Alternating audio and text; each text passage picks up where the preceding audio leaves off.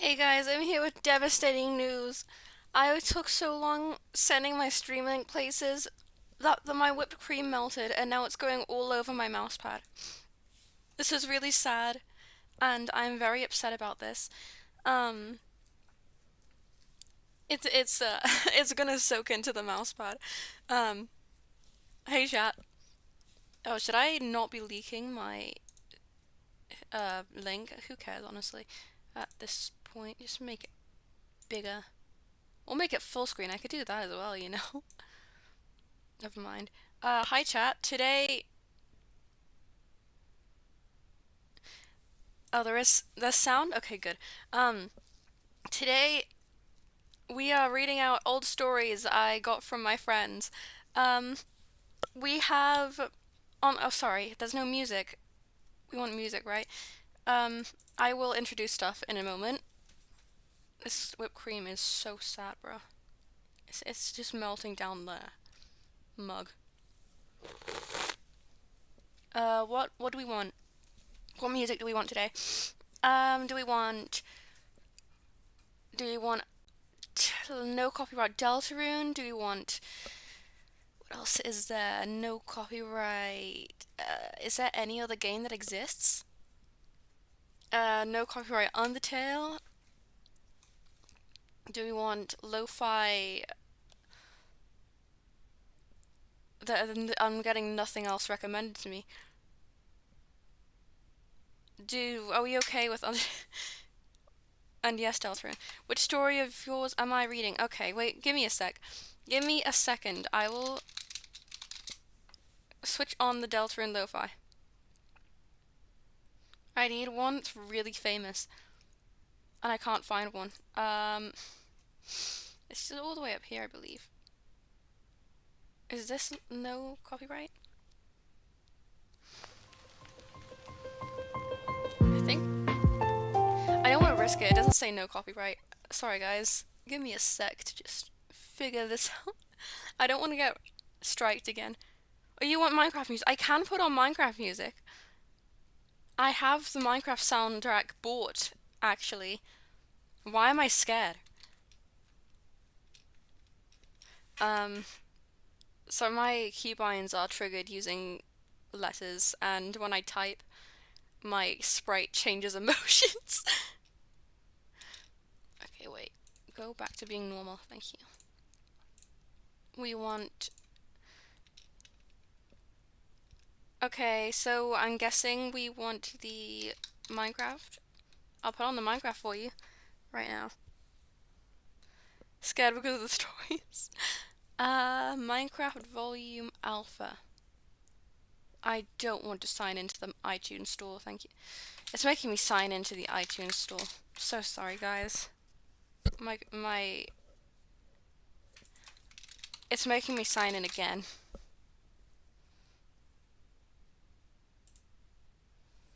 Okay, we want Minecraft. I'll put on volume beta, because that's bigger. There we go. What's it? Can you even hear this? Oh, okay. There we go. Okay, it's working, it's working, it's working. We want it full volume. Alright, now I can introduce what we're doing. Today we're reading these stories, and I have got a selection of stories. Some people asked not to be credited, so some people have not been credited. And some people have been credited, kinda. I've also got music to play when the time is right. And they're just romance music. It's fine. And these 1, 2, 3, 4, 5, 6. I've forgotten who's some. Oh yes. So we have the special ones, which we get to in the latter hour of the stream, and we get the runner-ups that are less important. We have to read all the special ones, but we're going to read. If we don't have time to finish the runner-ups, then we won't finish the runner-ups. What do we want to do first? I have 2 AO3 stories that might be kind of good, and they're also really long. And I have this script. I have a script. Do we want, what do we want to read first? Come on. Music too loud? Okay. Thank you, thank you, thank you. Should be fixed now.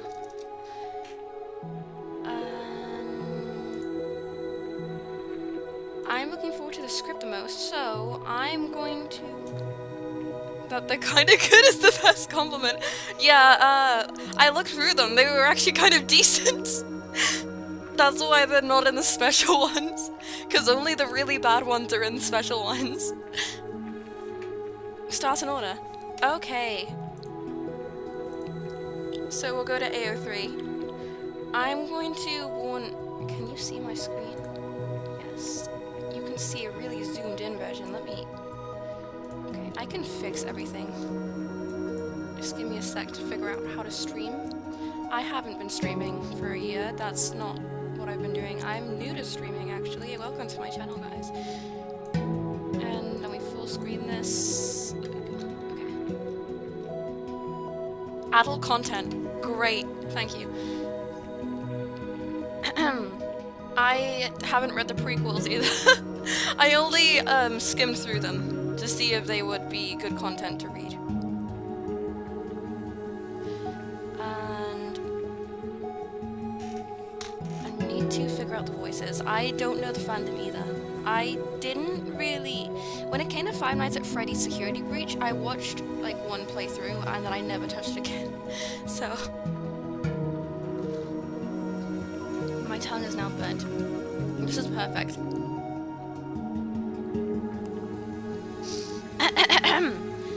It was pretty late when Moon asked Sun for a favor. Usually Sun would sit in their shared home by now and maybe drink a bit of wine. Oh, Sun's an alcoholic. Maybe drink a bit of wine while watching TV and pampering his cats.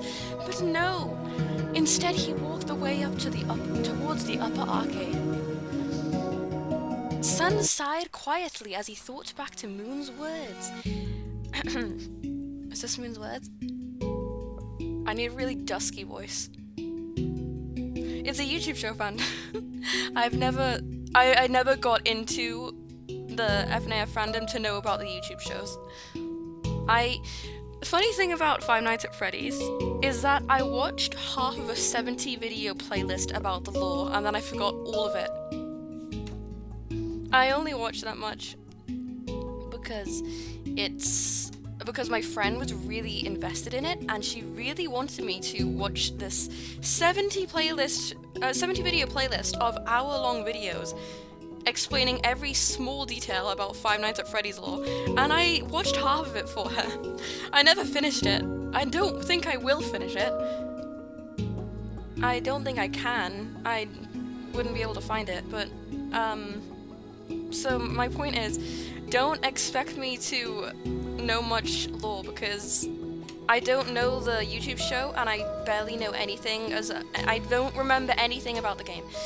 Speaking is my strong spot. Okay, I apologize for my bad voice acting skills. Can you go check up on him? I know he said it was fine, but I just worry that he might have not noticed if he wasn't fully truthful. His brother had just recently looked through the memories of their old enemy Ruin, hoping to find any clue of him still being someone they shouldn't trust. Instead, he found nothing but a few scattered memories that span throughout 50 years. He's an old man. After that whole fiasco, Moon had apologized to him and Ruin had accepted it. Yet Moon seemed worried that he did something wrong. So now Sun was tasked with figuring out if everything was fine with Ruin. I get him.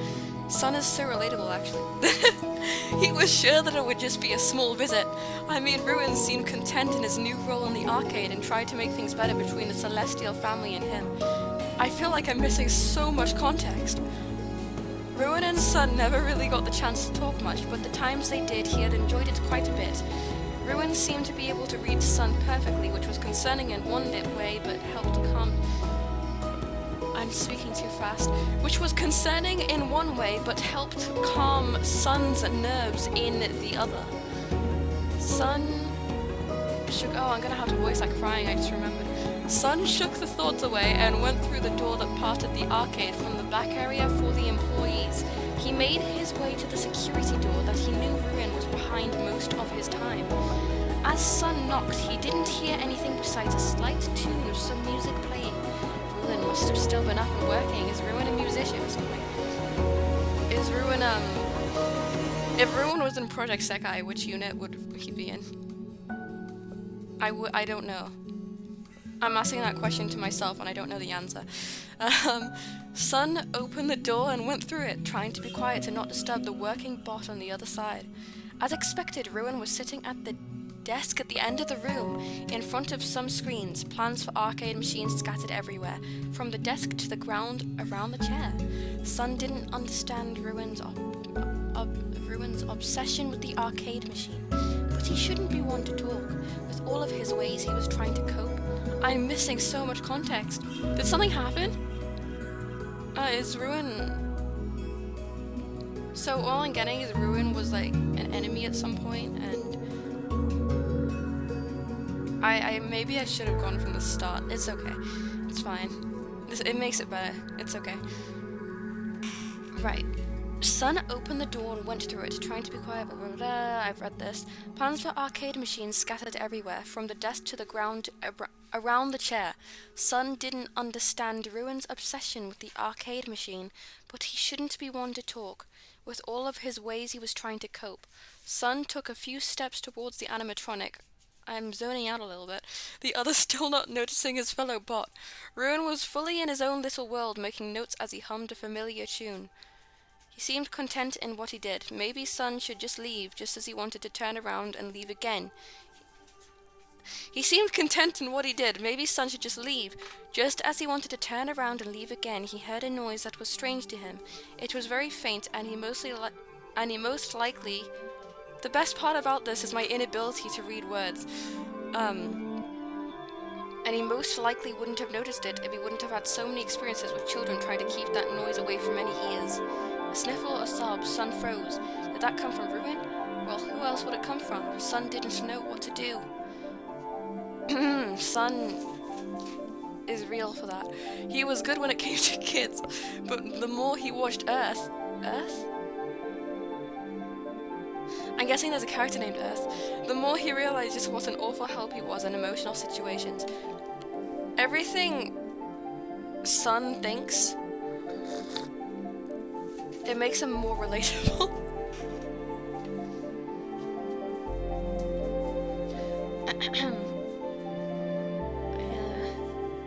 Okay, chat, what voice do we want for Sun?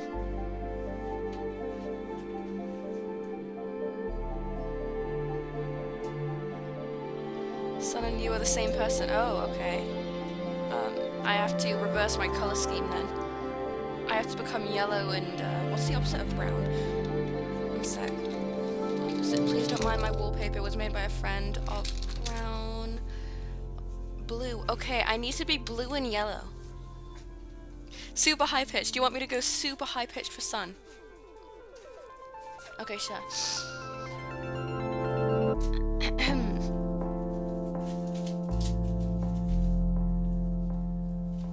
Trying to figure out how to do this.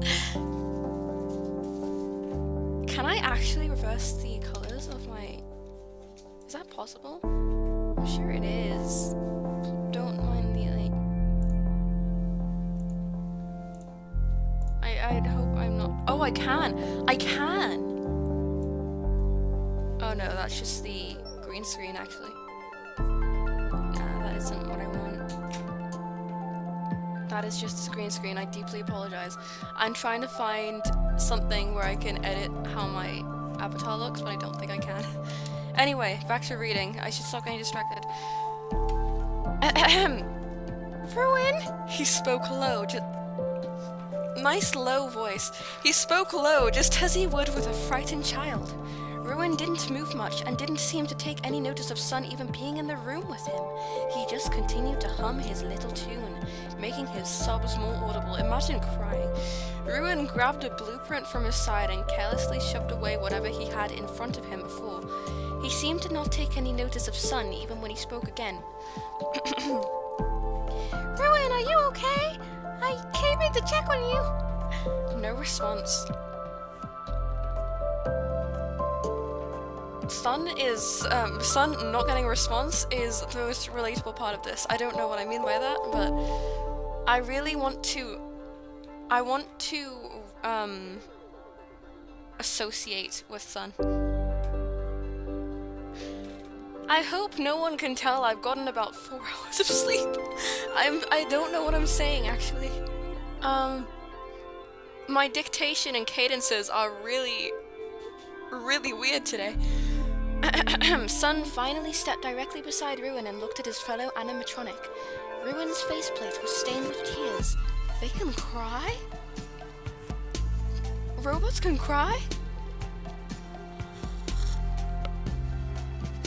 Okay. Sure, okay. And his workspace also showed signs of just how long this must have gone on already. He just seemed fully zoned out. Imagine if, he was crying so much, but he was trying to, like, work, and every time he wrote down what he was doing, his tears would just damage the paper irreparably, so he would have to get a new paper and write it all up again, and that's why he's still crying. That's why he's been crying for so long, because he's so frustrated about this. Anyway, his hands worked while his brain tunnel visioned on his task, not letting anything pass by that could distract him. Ruin had been working for 27 hours by now. That's the dream. Ruin, I wish I could be in your shoes, man. I would love to work for 27 hours. Imagine a 27-hour live stream. That would be crazy. That would be great. 1 million subscriptions goal, guys. He had traveled to the dimension of his I feel like I'm missing context. He's traveled to the dimension of his choosing dozens of times by now. Gotten blueprints for them and compiled all them together so he could now see what parts could be used for his plans. He was so close to it, his goal. Sorry, I instantly thought of football. I've got a really exhausted and non-functional head today. I've also got a sprained ankle. Please feel sorry for me. All of this was finally paying off. He should have been happy. Can you hear my chair squeaking? Because it's really loud. Anyway. All of this was finally paying off. He should have been happy, should have celebrated how far he had come, but he knew better than to foolishly celebrate. He's so emo. Instead, a pit had opened under him, swallowing him up and leaving nothing but memories he had pushed away. Reading is really hard.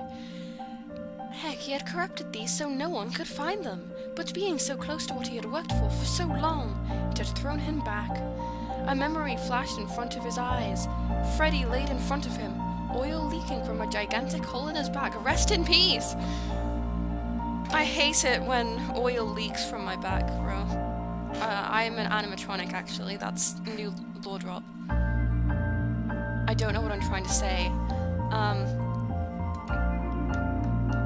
Anyways, he looked at his own hands in that memory, his hands as black as a substance that slowly surrounded more and more of Freddy. He had done this, caused this, all of it. Sounds like a him problem. His head was spinning as he looked at his own body. He had a huge claw mark on his chest, and wires were sparking just out of his sight. His feet were barely able to carry him to his old friend, but as he finally arrived at Freddy's side, he had tried to pull himself together. That wasn't Freddy anymore. They were spare parts. Parts he needed. I'm trying to do like a really calm voice for puts people to sleep. I don't know if it's working. I'm also trying to make every syllable really evident. I want to surpass the British archetype of not saying T's. Anyway, Ruin was lost in the memory as he suddenly felt someone touch him. His optics whirred around as he searched for danger. We're using big words now. He jolted away from the touch and let go of the pencil he had held. He stared at a face so similar to his, yet so different. It's still quite loud. Alright. It's because I'm talking so quietly now. Let me lower it for you. There we go. What do you mean so similar? He jolted away from the touch and let go of the pencil he has held. He stared at a face so similar to his, yet so different. Sun stood there, holding the hand that he had used to touch Ruin's shoulder, almost as if he burned himself when he touched a Ruin. Maybe. Oh, guys, I found something out interesting today. So you know, like, how acid burns you? I found out, this is so unrelated. You know how acid burns you? I found out that alkalines can also burn you, but it's even worse than acids, because they damage your nerves so you can't feel the pain. So you might not even notice you're getting burnt. Isn't that crazy? Don't go near alkalines, kids. Anyway, back to the story. Sun stood. Oh, his look of shock wasn't helping his case either. Ruin analyzes. I'm hungry. Ruin analyzed the situation very quickly. Sun wouldn't know what these plans are for, yet his mind wouldn't stop spinning. He wasn't found out, yet he couldn't stop. He couldn't stop shaking. It is horrific, but it's something that I don't think people know. So, facts with another, I guess. This cream tastes creamy. He usually was very good at bottling it all up. He's so emo. He's a teenager. Ruin is a teenager. He's 14. He's a 14-year-old boy going through puberty. Sorry, I make fun of teenagers. I'm sorry, any teenagers in my audience. It's not canon. I'm like being stupid, because that's what I'm really good at. 14 acting like a divorced dad. I thought he was acting like a emo teenager, because that's nearly exactly what I would say when I was 14. Anyway, he usually was very good at bottling it all up, but somehow he wasn't able to fool himself enough to stop this time around.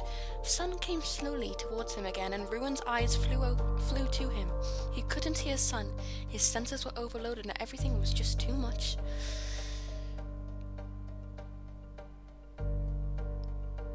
I feel like if Ruin speaks like why is he working 27 hours at 14? My headcanon is that he's a 14-year-old, and he's one of those 14-year-olds who, like, I have to keep working all the time, and if I do anything else, I'm a failure of a child. I suck. So he's been working for 27 hours straight now, and no one's come to see him, and he's just been alone with his emo thoughts.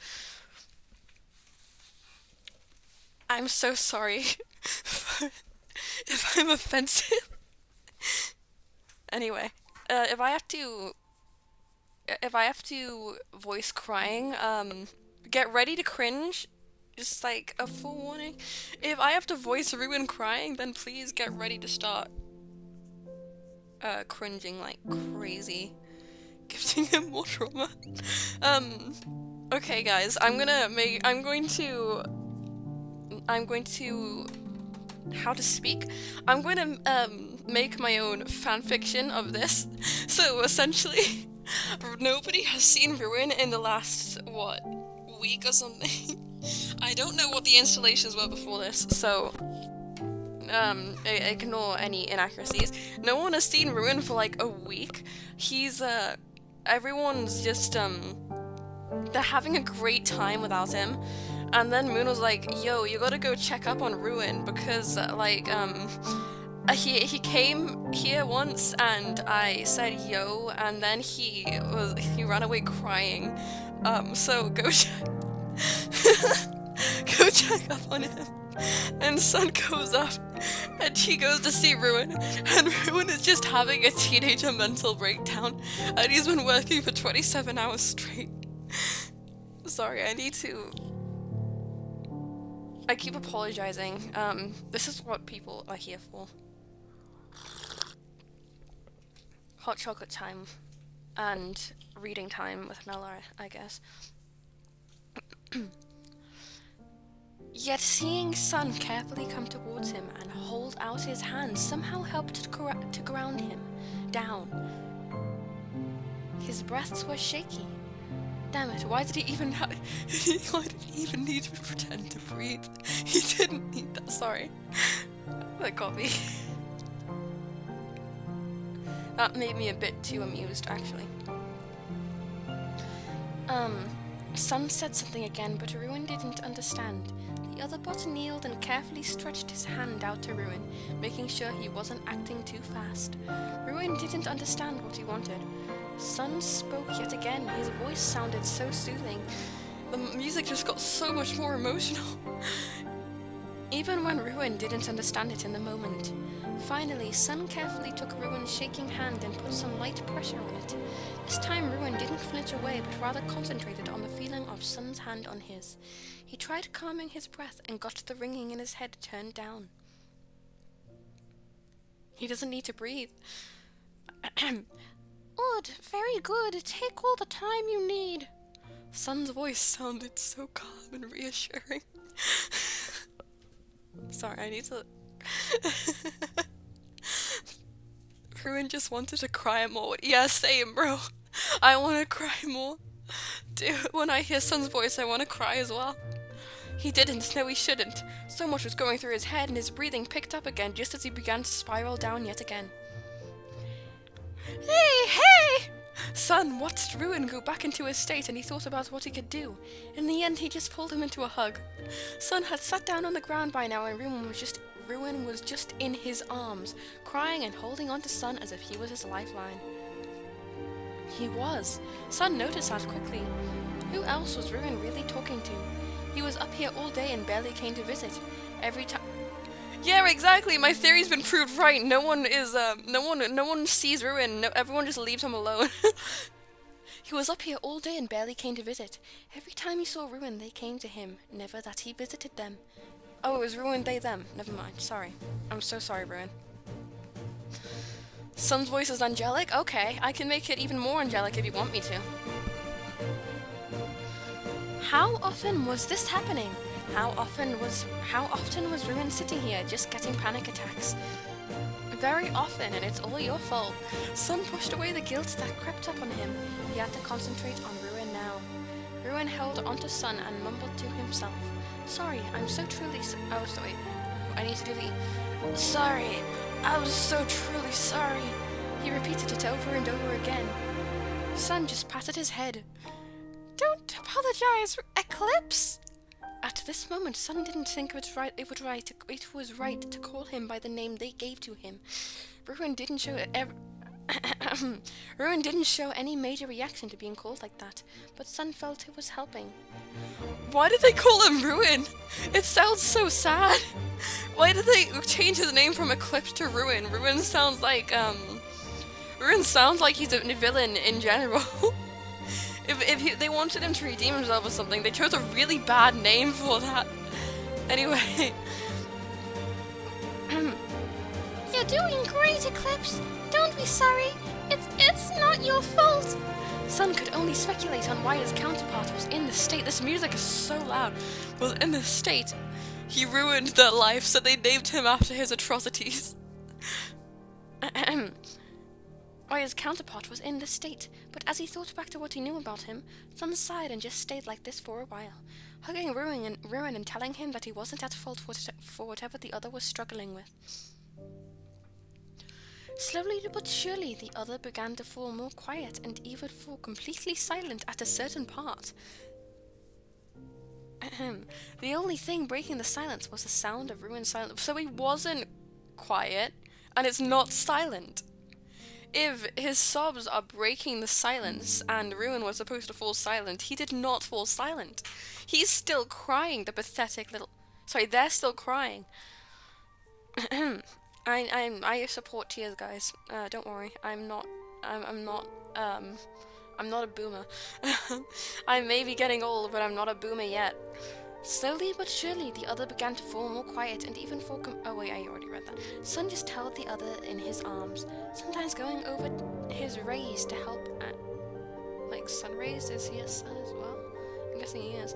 Going over his rays to try and help him concentrate on something else. He didn't know Ruin very well, but that always helped him, so he hoped it would always help the other. It was also help the other. I think it is they them. I'm not sure. They were called they them a few times, and I didn't notice. No, they called he. Maybe it's he they or something. After what must have been almost an hour. Wait, how much is left of this? Because I have half an hour till I get onto the special comics. After what must have been almost an hour, Ruin moved away from Sun. He didn't look at him, but Sun could just see how exhausted the other animatronic must have been. Do they, like, charge? Can they do they have to charge to get not exhausted? Ruin looked away and got up awkwardly. He was at a loss of words. He, the one that was acting and fooling everyone. The one that was always knew what to say to get his preferred outcome. He's so emo. He's like, he's like the definition of an emo teenager. He sounds exactly like I did when I was 14. It's okay. Ruin will leave hormones soon. If that's how it works, I don't know. It wasn't. Oh, they do have battery. And they do have to charge. It wasn't helping that his battery was at a measly 7%. Usually he would have been able to work like this, our overworking king. But the exhaustion from his low charge was backed up by the exhaustion that came from his breakdown. Ruin had not felt that tired, had not let himself feel that tired in decades. I wish I could be like Ruin and not let myself feel tired. I'm exhausted right now. I wish I could feel awake. I had coffee. I was still tired. I get even more tired after coffee. I still drink it in hopes I get awake, but I don't. I wish I could be like Ruin and I could force myself awake, but I can't. He shouldn't be crying. He should be grinning with happiness. That's a joke, by the way. Don't take this as emotional advice. It's not good advice at all. I apologize for my outburst. It was such a bad thing, but it was all he came up with. The sun-themed animatronic looked up at him and finally got up as well. Don't be sorry, Ruin. Are you okay? No. Of course I am. A lie so obvious that Ruin would have loved to just disappear. I can do that for you, sorry. Sun didn't say anything about it, but it was clear to both Ruin and Sun that he was lying. Me when I have a breakdown and immediately after I calm down, the other person asks if I'm okay, as if I didn't have a breakdown.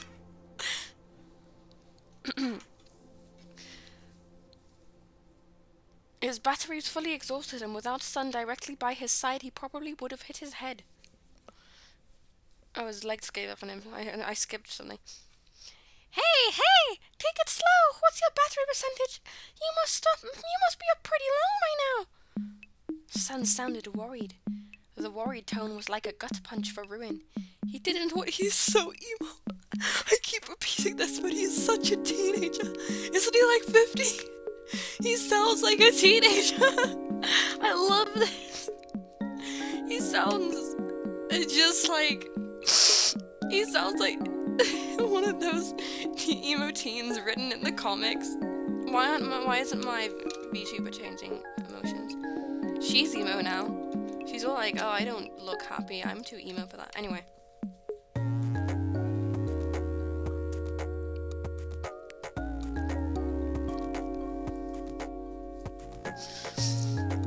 Oh, I'm fine, thank you, son. He's Western now, guys, he said, just purely exhausted, sitting down on his chair. He should get these blueprints away soon enough. It wasn't that anything would give his plans away, but it was suspicious nonetheless. Sun just looked at him, judging, and sighed. I might not be the nap time attendant, but I still know what someone looks like when they haven't slept in a while. Oh wait, no. I might not be the nap time attendant, but I still know what someone looks like when they haven't slept in a while. He crossed his arms and looked at him with the look he gave when the kids messed something up and they were about to be sent to the corner. The corner. The corner of doom. Okay, so if I do this, will my VTuber actually obey me? No. My VTuber's not listening to me. It's really awful and it makes me very sad. Ruin found it almost amusing how Sun saw him as a kid right now. A responsibility was what— You're my friend, Ruin! I don't want you to overwork yourself to the point we'll find you completely out of juice somewhere in a corner! Sun sighed and continued to talk, but Ruin didn't even listen anymore. I know someone so similar to this. Friend? Sun saw him as a friend? Ruin was at a loss for words, to be honest. Maybe it was his tiredness clouded system, or the fact that Sun was continuing to talk like a waterfall. Sun, wait a moment. I know exactly what to play for this.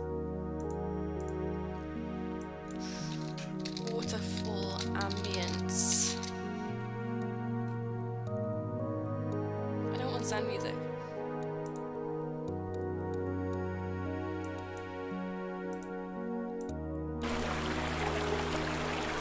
That's so loud. That's so loud. Okay, there we go. That's what Sun sounds like.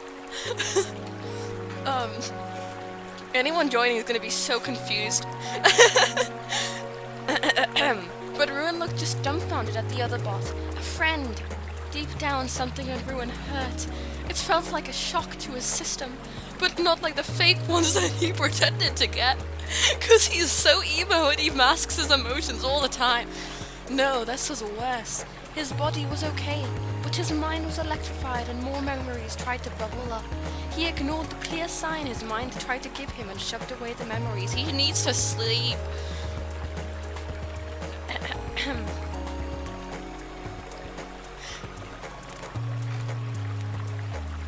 Is Sun still talking? I think he is. He didn't need to see them again to know what they tried to tell him. Your friends always die or go insane. Don't try to get close to anyone. Finish your plan and after that... After that? He had no plan after that. Sun and Moon would imprison him. Heck, even kill him. And that was fine. He knew what sacrifice he had to make and what it would do to them all. Why is he looking like him like that post-breakdown? He's already thinking about how he's about to die after all this. Yeah, I'd probably stop as well. Yet there was someone so bright just trying to be there for him in the darkness. A darkness that had been there for decades. This concoction of sound does not go together. If he wouldn't Also, the river is so loud. Sorry, I need to turn it down more. There we go. My head was ringing. You really feel the story now? Good, good. If he wouldn't surround himself in it, others would find out about him, and he would die, or worse, fail his plan. But maybe just for tonight he could leave a light on, a small one, that was just enough to illuminate him. The thought was so absurd, yet somehow heartwarming. He looked at Sun. The other animatronic had just gotten some pillows and blankets from gosh knows where. Ruin didn't even know that they came from this room. If they did, he had never seen them before. I already called Moon and told him that I'd be busy with cleaning and then reorganizing the gift shop's glitter glue. You coming? Sun smiled softly. Was he zoned out for so long? Ruin checked his battery again. 4%. This whole act, this whole outburst, had cost him way more than he would have liked. Body okay, he's on the verge of death real quick. Okay. He's about to drop dead from battery and he's just like not doing anything about it. I wonder, how do they charge themselves? Do they plug themselves in?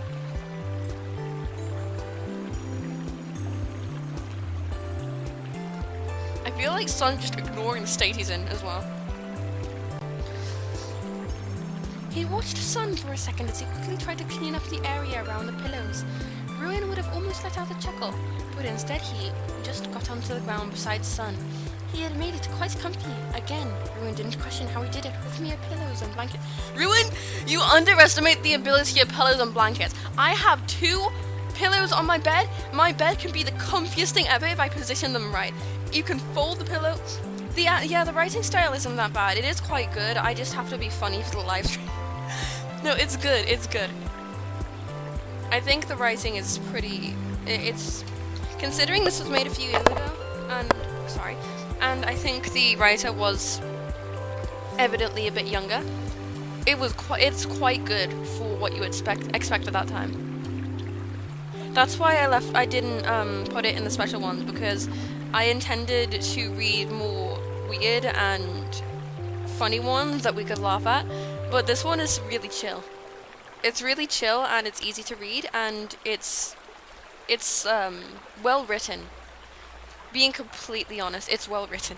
If I was taking this seriously, I would probably be really emotional right now. Anyway, this whole album is a custom we really liked. He made it quite comfy. Yes, it was sun after all. This guy was able to always bring comfort to others, bringing out the most absurd things imaginable. Ruin was just so tired by now. His future self would probably be disappointed at him right now for not continuing his work. That is real! That's real! Why am I relating to Ruin now? I'm fine. I'm not an emo teenager, 14-year-old. I'm just bullying this. I'm so sorry. But the current Ruin was just exhausted to the bone and wanted one night with a small light as comfort. Is Sun just permanently lit up? I assume he is, because he's the sun. And that light was sitting right in front of him. Thank you, son. Ruin muttered his words and laid down, looking away from Sun. Though he couldn't see him, he could feel the happy... Why can't he see him now? Did he go blind? I'm guessing Ruin just spontaneously went blind, okay. He could feel the happy smile from the other, and as he heard Sun's words, he knew that his theory was correct. Anytime, my friend! For tonight they were friends. Tomorrow they would just know each other. And soon enough, he would want him dead. Vine boom. But until then, he wanted this light. He wanted Sun to stay by his side, even if it was just for a single illuminated night. Okay. We have 20 minutes until we start the special ones. My general opinion, my honest opinion on this, it's very well written, and I'm only making fun of it because I'm not taking it seriously at all. As I said before, if I was actually trying to read this seriously and be serious about it, I might be tearing up at this point, and I might be hyperfixating because I would be like, oh no, I can relate to the characters so much. They're so me. And then I would go and hyperfixate on all the author's work. That would be me if I was taking this seriously. I'm not though, so thankfully that doesn't happen.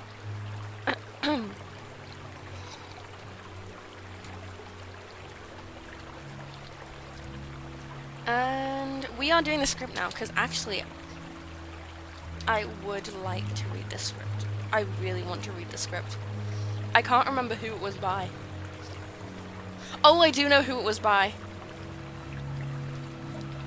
I had to censor the swear words. Every time Ruin says Sun, I hear thank you, Sun. Ruin adopts Sun spontaneously for no reason at all, and he thinks about betraying him later as well. That's so Marissa-core. If you don't know who Marissa is, then you're like not cultured, or maybe I just don't talk about her. I mean, whoa! Everyone should know who Marissa is. Crazy. I'm not gonna go into a rant right now. Okay, we need to set the scene. We're gonna stop the Minecraft music for now, and you know what we are going to put on? We need to put on no copyright suspenseful music. Okay, tension music background, no copyright. Okay, guys. Yeah, the end words are low-key cute. Please ignore any adverts that appear.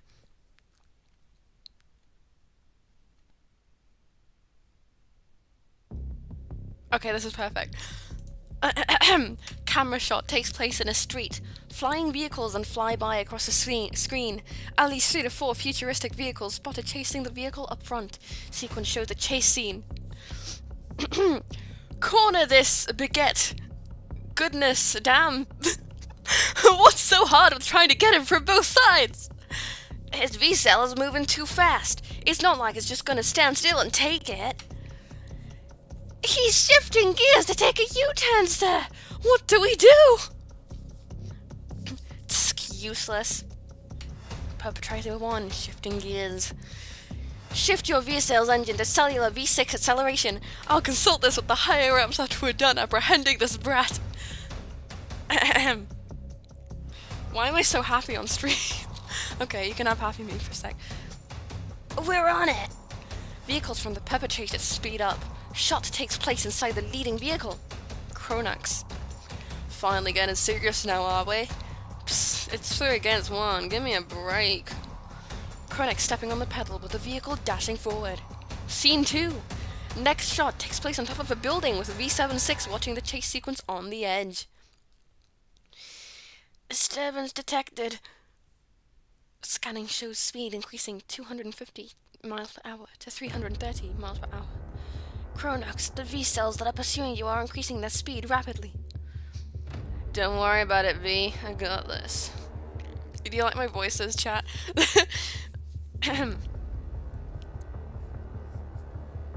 Affirmative.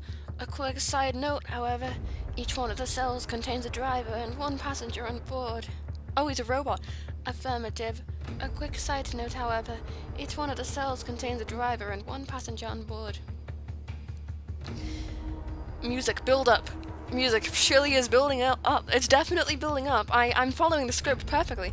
During V76 dialogue, this shot shows each V-cell's compartment on the roof opening up with a person rising out with guns. This is crazy.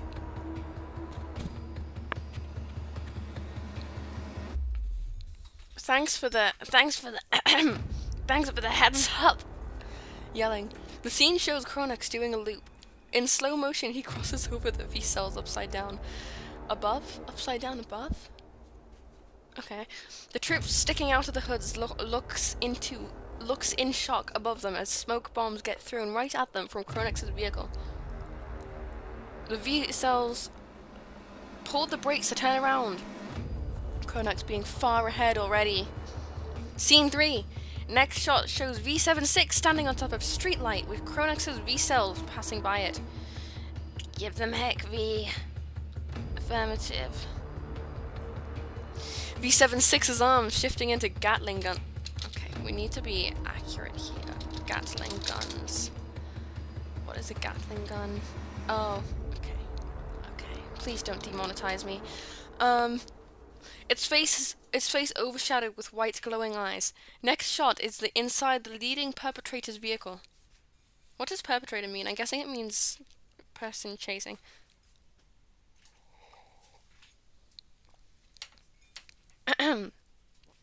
What was the voice I did for Perpetrator 3?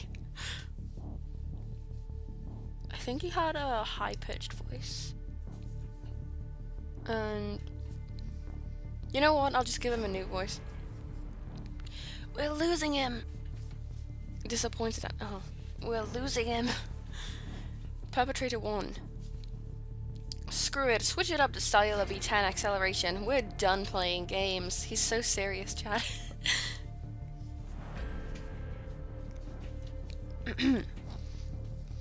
Sir, our gunners will be able to handle the wind pressure. They'll have to retreat back inside. Concerned and hesitant. I need to look at the voice directions. I wonder if this was supposed to be voice acted. It probably was, considering the directions on how to say the voice. This is a very old script, though. Anyway. Oh, for goodness sake, he's getting away! We can't shoot him down if he's miles away from us. Wait, there's something up ahead, sir. It's a droid? Scene 4. Camera zooms in to V76. It aims the Gatling guns and starts shooting. Ugh! Scatter! We're trying. Guys, I had to do that. It was struggling in panic. The V-cells seemingly exploded in the distance. V76 Gatling guns started clicking. One vehicle emerges from the smoke, however, and dashed forward to ram over V76. Rest in peace, V76, I guess. Perpetrator 1. Baguette! I have to like I have to replace the swear words with other words. So the B word is just baguette now. Before the vehicle could even touch V76, Cronux's cell rams the perpetrator's ride from the side, sending the vehicle flying towards a building before exploding. Rest in peace. Whoa, what a fool! Ha ha ha ha! Hostiles have been neutralized. Ha! Wasn't even a challenge! Confident and mocking. Scene 5! Shot shows Cronux walking over to V76 as they both stared at the building. He raises his hand for a fist. Okay, that's pretty good. He raises his hand for a fist bump, but V76 just stood there staring at it. Cronux grabbed its hand and did the fist bump himself. Learn how to do it next time, bud. Affirmative, but what purpose does it serve, Sir Cronux? Fancy. You'll get it someday, V, someday. Neutral comforting. Head tilt. I can't do that yet. My model isn't rigged. Imaginary head tilt. Understood. During this part of the dialogue, the two characters will be shown walking away from the scene. Well, that was fun. I've never voiced a script before. We won't be able to finish the other fan fiction in 10 minutes, but I can try. I'll also stop with some suspenseful music. It's not... Bro, the video playing for that was really funny. I think this is the next one. We'll put on the Minecraft. Oh, Ruin's finished his plan now. He's finished his emo plan. I need to get all serious for this. Where's my Minecraft music? We need the serious Minecraft music.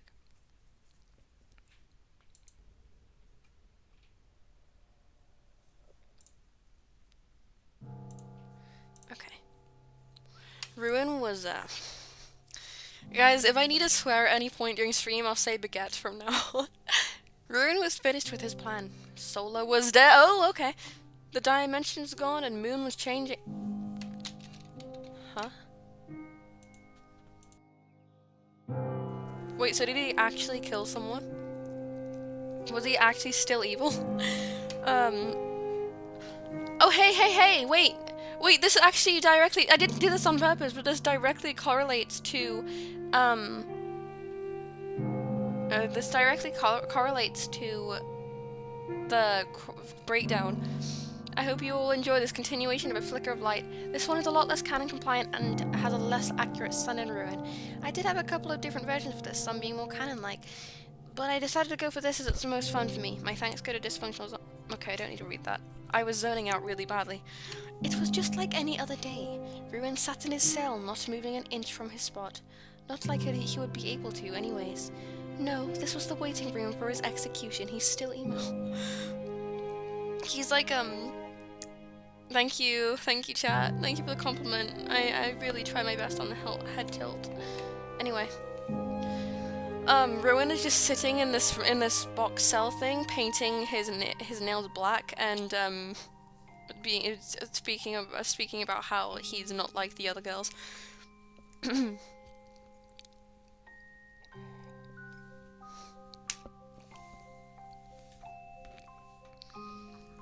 One that seemingly took longer and longer to come. Ruin didn't want... Oh, he doesn't. Sure, okay. But if they did have to kill him, they should do it soon before he was gonna go insane. For real this time. He didn't want that. Yeah, I wouldn't want that either, you know. Ruin never wanted to truly become what his friends had to be. His friends. Ruin could feel a deep pit in his mind open up. One that was just waiting for him to take a wrong step and fall for the next hours until Moon came through that door with a machete. That last part was added, sorry. That part was improvisation. This feeling became the norm ever since he got locked in. The agony of not being able to... Oh, we have images. I forgot this one had visual representation. I won't spoil it for you. We will see the visual representation in a moment.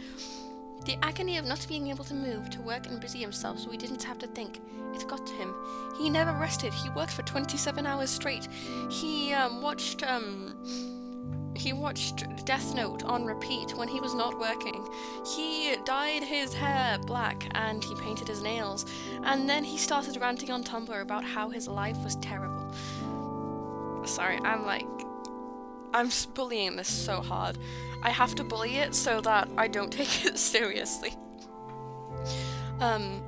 He never rested, never stood still, unless it was for a project. Ruin didn't feel hatred towards Moon or the others for doing this to him, though. The animatronic was aware of what he had done, what a monster he was. He remembered the cry, oh goodness, he did kill someone! Ruin didn't crack back then, not openly at least. In his mind it looked completely different. He was sorry for what he had done to Sola, hoping that he was resting in peace. The weight of more than trillions of people fell on him. He had counted the estimated number multiple times. I really want pizza right now. Sorry. Each and every time trying his best to not let it devour his mind. The guilt. What he had done was merciful. I'm really curious to know why he killed this guy. Yeah, go insane, did he not already? He killed someone? I'm really wondering what happened for him to do this, actually. Genuinely, I'm curious. As Ruin was lost in his thoughts about the day, the door to parts and services opened. Ruin's eyes flew to the door, expecting Moon or maybe Monty to come. Instead, the animatronic that came through was way brighter than the two. A flame in the dark and stormy night. It had flickered. This is a really nice image, by the way. I really like how this looks. It's really cute, actually. I'm not gonna bully this. This is really, really sweet. You can. He's just a baby. He's just an emo baby. A flame in the dark and stormy night. It had flickered countless times, but had never went out, even after so much had tried to blow it out.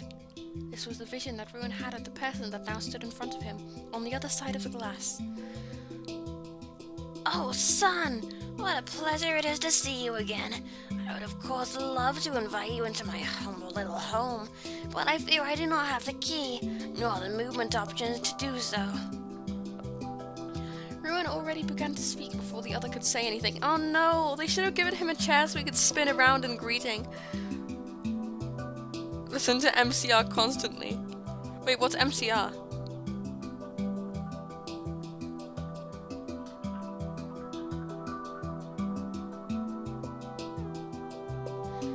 Anyway. Cut it, Ruin. Sun looked at him very strangely. Nervous, confused, on edge? He didn't look mad, a rare sight for Ruin these days. Oh my apologies. You do not seem to be in the best mood. Ruin tried again to get away from what Sun would inevitably say. Whatever it was, Ruin had a bad feeling about it. He wasn't going to wait long though, as Sun spoke up already. Was that night in the arcade real? I'm getting into the voice acting, actually, a bit too much. Sun's words came out desperate. He got straight to the point too. No pleasantries. Ruin would have frozen up if he wouldn't already have been forced to stay like that. He knew what Sun meant. How? Why would Sun remember that? If it wasn't real, why even bother with it? We already trusted you. Ruin looked at him before he put on his best voice. Well, son, isn't it easy to understand? Of course it was all an act. While you all trusted me, it was a very risky move to put out the barrier. Against Eclipse, that is. Of course, I just needed to make sure you would trust me. Ruin expected Sun to get mad, to leave, or to just have any reaction, but instead the other stared at him. You do not seem satisfied with the answer I gave you, Ruin remarked, and Sun moved closer to the window. I don't believe you! You already had everything you needed. Moon checked your memories. He even apologized. Your plan was almost finished, too. Why act like this around me? I already trusted you. There was no need. The Sunny Boy fidgeted with his hands as the Sunny Boss? I thought that said the Sunny Boy. My word. I thought that said the Sunny Boy. I was like, it took me a moment to process that, but I was about to start ranting about how cute that was. I'm gonna say the Sunny Boy now. Oh, My Chemical Romance. Yes, he blasts My Chemical Romance on repeat all day, all night. It's just in his hearing senses.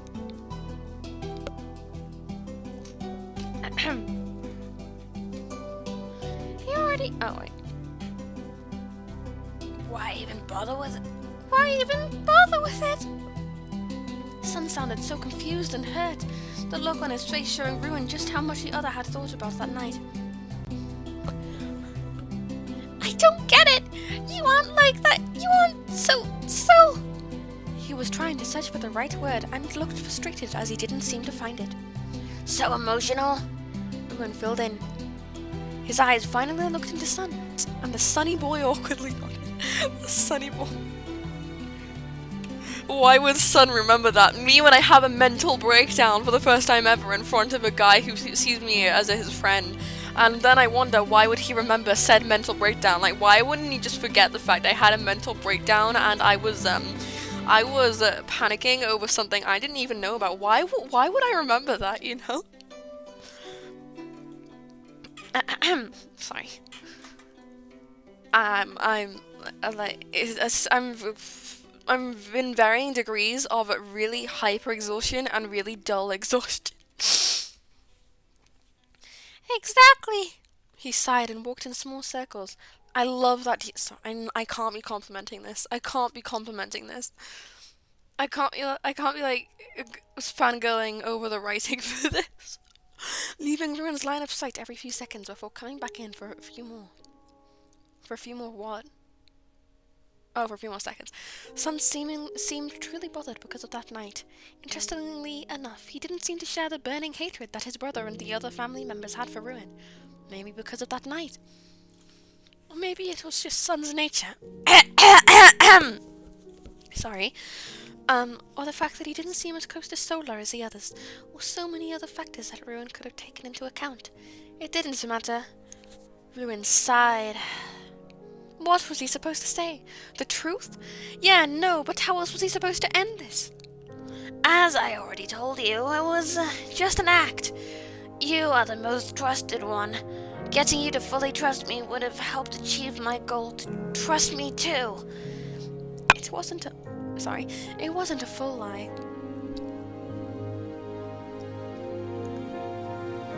Ruin had thought about that, using Sun to get closer to them all. And in some ways, he had done so, surely. Sun froze up. The daycare attendant's face was faced away from Ruin as he stood with his back to him. Ruin couldn't see what was happening in that head of his, but he could guess enough. I don't believe you. It was almost a whisper, but Ruin caught it. Remembering is so cringe, I know, right? Remembering a friend's mental breakdowns is like, who even does that anymore? That's like 2020 stuff, bro. That's from 5 years ago. Those words were not what he expected, what he wished would come from the Sunny Bot. Or Sunny Boy, sorry. I need to call him Sunny Boy now. Sun the Sunny Boy. He's so cute. I just finished my hot chocolate. It was really good, actually. Anyway. That night! Sun was clearly fighting with himself. Maybe he was trying to justify any way that Ruin could have actually been like this. That it wasn't an act. He seemed more on edge than the last time he had seen him too. As if something had happened just before he visited Ruin. As if something had happened just... Oh, sorry. Most probably wouldn't have noticed it as much, but Sun was tense and more hysterical than usual. That night is not why you came here, is it? Ruin spoke up. Ruin spoke up. Ruin learnt how to use grammar. Ruin spoke up, and Sun finally turned around again to face Ruin. His face gave enough answers. Sun looked terrified. Whatever happened, dear son?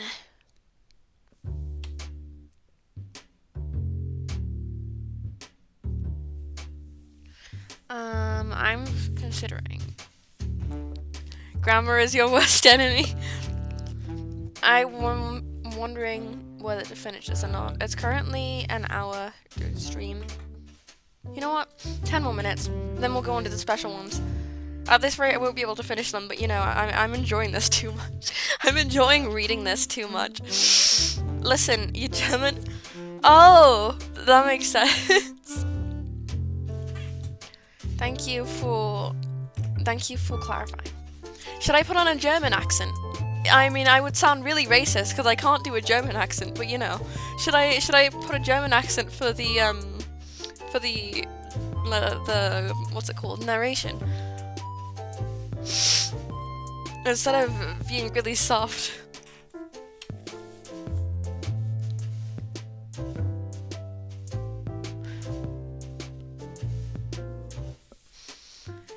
It had been such a confusing and hectic time, one full of pain and loneliness. Ever since Sola died, his brother had changed. I really want to know the context for this. You had to dip in and out earlier, but I did hear my writing sounding younger. Oh no, what I was saying was that I didn't know how old you were, and I was saying like, I knew you were younger, and I was saying I assumed that you were quite young when you wrote this, and I was saying if you were as young as I was thinking when you wrote these fanfictions, you would have been quite a good writer for your age. Hi Jamblin, thanks for coming. Anyway, Sun felt awful for not being affected more. Sun is so relatable! Sorry. It was still horrible, but it felt like he almost expected it. Deep down, he could have never have something nice for too long. If he hadn't trusted Ruin so much, maybe he could have stopped it all. That was from last year! Oh wow, okay. That damn night went through his head over and over again. It seemed too real. Too much like things he himself had experienced. It couldn't be a lie. Yet Ruin's kindness was one too. So what would speak against it being a lie as well? He wasn't sure if he should confront Ruin about it. Sun probably shouldn't, actually, but he got his call from his brother just a bit ago.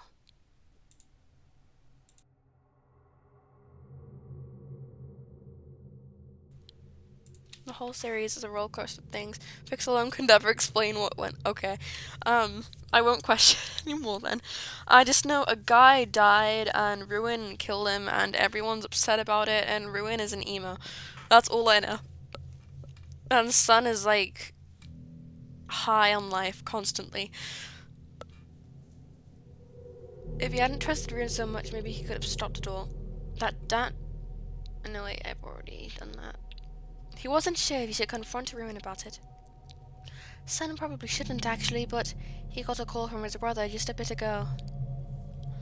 Moon would talk to, well, himself, but his old self. His brother. Sun grabbed the desk he was leaning on a bit tighter. He shouldn't think about this. About him. So because he tried to get away from these thoughts, he thought about the other thing that bothered him. Ruin. The animatronic that he had found one night in the arcade, or the one that had destroyed thousands of dimensions. What are dimensions? Are they like actual dimensions? Are they genuine dimensions? This is so dramatic, yeah. So wait, so this guy has just been destroying worlds? Okay. Why are we vouching for him? Why am I vouching for him? I shouldn't be vouching for him. I was so on board with his troubles until now. I was so like, bro, this guy is so relatable. But anyway, I wouldn't destroy thousands of dimensions personally, unless they were fictional. Maybe they were fictional. Had he just been used? Like he shook away the thought that crept up on him. No, he couldn't think like this, stay like this. Sun needed to move, get these thoughts away from him, get him off his mind. So he began walking out of the daycare, leaving halfly cleaned barrels and a completely unclean desk behind. What a slob! Get good, Sun. You don't condone what he does, you just relate to him. Actually, that's really, really relatable. That entire statement is, genuine. It's real, actually. You know what? I will be on board with that. I don't condone his actions either, but I relate to him. From the fanfiction. I relate to the fanfiction version of him. Get these thoughts away and get him off his mind. The best thoughts he could come up with were about Ruin, questioning if it was real or not. The other thoughts that tried to surface were promptly pushed down. The guilt, the fear, the pain, all of it was bottled up deep down. I'm sorry, my nose is blocked. I'm sorry if I sound really weird. Sun couldn't afford to break, not when his family needed him. One thing he could do to distract himself was to finally clear his mind from one taunting question. He sighed. Should Sun really go to him? No, definitely not. Would he? Yeah, he would, actually. He's going. Yeah, sure. Ruin looked at Sun, and the sunny boy the sunny boy. The sunny boy stood tensed up in front of him. I know it says Sunny Bot. I'm just calling him the sunny boy because it's really funny. It's nothing. Sun tried to relax his body and not show just how much this was affecting him. Ruin apologist. Ruin apologist, boo! It was stupid of him to come here. Truly stupid. He should have just stayed in the daycare and slept in the theater or something. You know, sleeping a grief away, that's healthy. Ruin looked at Sun. The daycare attendant was noticeably agitated, his thoughts clearly running on the highest capacity. Do they have different levels they can think of? Or am I taking this too literally? I think I'm taking it too literally. Whatever had happened truly bothered Sun. Fine. What change would it do, besides hurt his true self, one that he didn't show to anyone? Take it as another punishment for what you did to them. A tiny voice in Ruin's head broke through to tell him that. A voice that Ruin knew too well. This is the part of him that longed for others, that wished to do his task of being an attendant and helping. He pushed that small part away. The music's great. They do actually really? So I wasn't taking it too literally. I was okay. I'm zoning out. Focus. For all these years, he had forced his code to hold back. He had changed himself in all kinds of ways to get rid of his base programming. But no matter what he did, he wasn't able to fully get rid of the daycare attendant in him. And that side of him was what Ruin saw as the last slither of his old self. Eclipse. One that he saw in Sun, too. So maybe in just that moment, that part broke through. It was real. His voice was just a whisper, but Sun had heard it anyway. The other bot looked at him, his expression changing from confused to shocked, and then said something that the Eclipse animatronic couldn't quite tell. I see. Sun watched the other bot and sighed. The attendant in front of him just stayed where he was, not saying anything. He was clearly thinking about things. Ruin expected that Sun would leave, but instead the attendant sat on the ground in front of Ruin's cell. Surprisingly enough, not too close so that Ruin wouldn't be able to see him, but instead a bit farther away so he could still be seen. It's so much more dramatic compared to what's in your memory. It's very dramatic. I will give it that. It's written very well, and it's also very dramatic. How long? I'm halfway through. Okay, here's the thing. I need to go on to the priority fix before we get too far into the stream. I'm gonna leave this open for now. I will leave it open, and if we have time, I'll go back to it. These aren't that long. Okay. Nah, it's okay. I really enjoy the long fix, actually. So, what am I doing? I'm setting up the music now.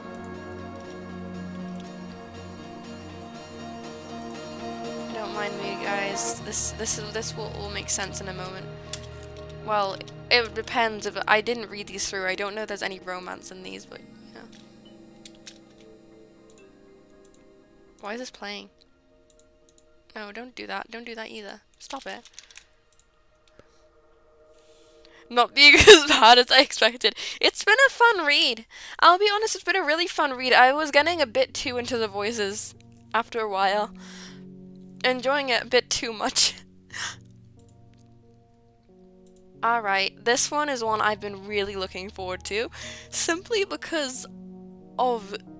I've got it spoiled for me, but... these lines... It's so good. It's so good. Okay.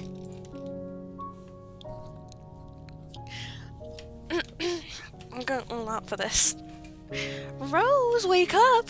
Miss Callie yelled as she walked up the stairs. As she came into Rose's room To wake her up, Rose quickly took off her gloves, hid them, and started holding her hands together without touching anything else.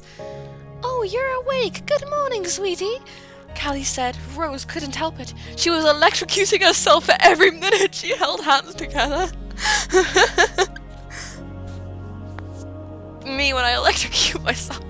Sorry, this is, I can probably guess why. It's probably because of something like she had powers and she needed gloves. I don't know why she would have taken her gloves off if that was the case, but you know. Good morning, Miss Callie. Rose replies, stuttering as she felt so much pain. Is everything all right, Rose? Callie asked.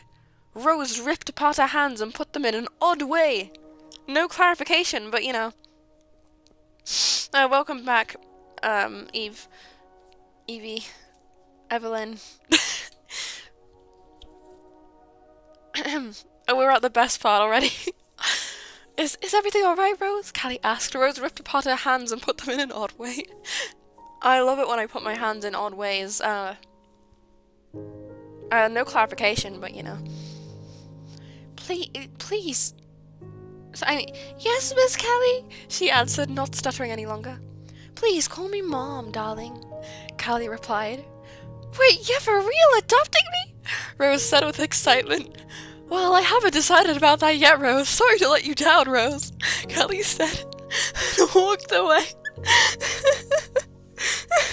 It's so good. It's so good. Wait, where's my PNGtuber isn't happy. You have to fix this. There we go. It doesn't respond on command. It's perfect. This is exactly what I need. This is a break from all the depression.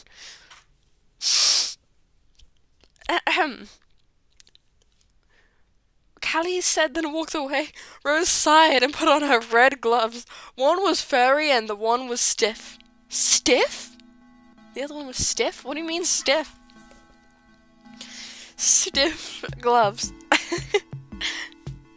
Me when my gloves are stiff. I'm finding this too funny. Okay. Calm.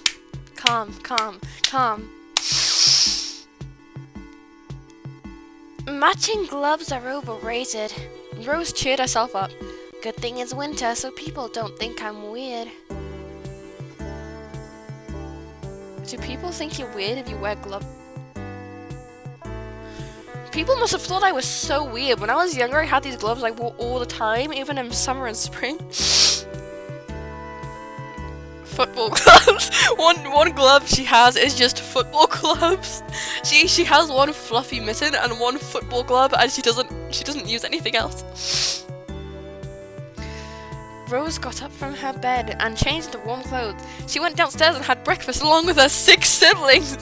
Rose was put into foster care, so this was her family. Oh, okay, she's already adopted them as her family, I guess. Until they decided to adopt her, then maybe it will be her real official family. Well, she's not hesitating in calling them her actual family much, is she?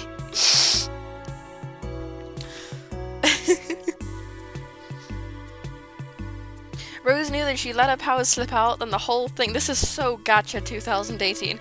Rose knew that if she let her powers slip out, then the whole thing would be turned into a wreck, and the family would absolutely not let her stay. Get going, Rose, or you might be late to school. Remember, you need to walk, Miss Kelly said. The Farrens family was a poor family with 2 baby twins, 1 teenager, and 3 12 to 13-year-olds, 3 boys, 3 girls. Miss Farren had 4 jobs to keep the family going. Yeah, they were poor, but it felt like a true home and family. This is like a grocery list. Mr. Farren stayed at home. I assume there wasn't a Mr. Farren because we haven't heard about him at all. That's a lot of jobs. Yeah, it is a lot of jobs, actually. I didn't notice that. Well, she has 4 jobs. I can't even land one. Mr. Farron stayed at home taking care of the 2 children who didn't go to school. Nice, we love our house husbands in this chat. We love stay-at-home husbands. Who didn't go to school? Luke, Abigail, Carlos, Charles, Phoebe, and Katie were all the children. Carlos was the oldest. Abigail and Phoebe were the youngest. Charles, Luke, and Katie were in the middle. "Come on, Rose," said Katie, excited to have an older sister. "Let me just get my backpack, Katie," Rose said. Rose got up from the seat at the table and took her backpack off the coat hanger and continued to put it on. Sorry. I got confused for a second and then I realized you can take a while to put a backpack on.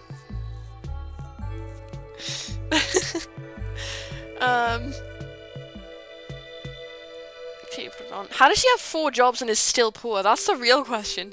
She has 4 jobs and she's somehow still broke.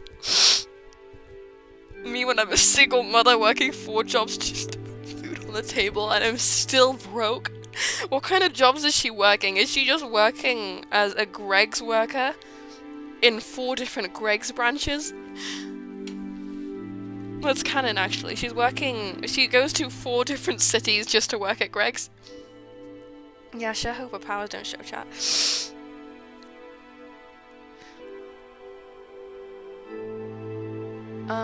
Let me just get my backpack. And continue to put it on. Okay, see you at 4. Love you, Katie, Carlos, Charles, and Luke, Mr. Farron said, forgetting about me. She acts like they are her family. I glared at Mr. Farron, waiting for him to say my name. Goodbye, ma'am, Mr. Farron said to me. I ran out of the house, shoving my feelings down my throat. I imagined her physically shoving her hand down her throat. Male wife, yeah! Roshan incarnate! Single mom who works 2 jobs. She works... Everyone who knows Roshan immediately starts doting on him in chat. Okay, for those who aren't in the loop, let me just... Roshan is an OC, a male wife. I have a house husband, OC. He has 2 kids, and he is a devoted husband, and he loves his wife, and everyone loves him for some reason. You never finished it, yeah, I noticed. So, whenever Roshan's mentioned, everyone goes crazy. Okay, see at 4, yes. Katie chased me. As soon as I gave up running, she caught up.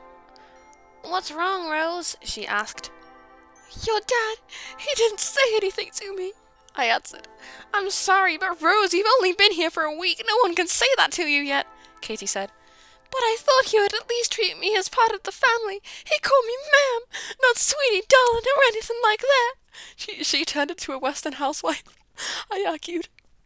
Okay, that was a bit harsh, Katie said, and she never replied again. She never appeared again. Well, that's the end of that one. I rate that a 7 out of 10. Great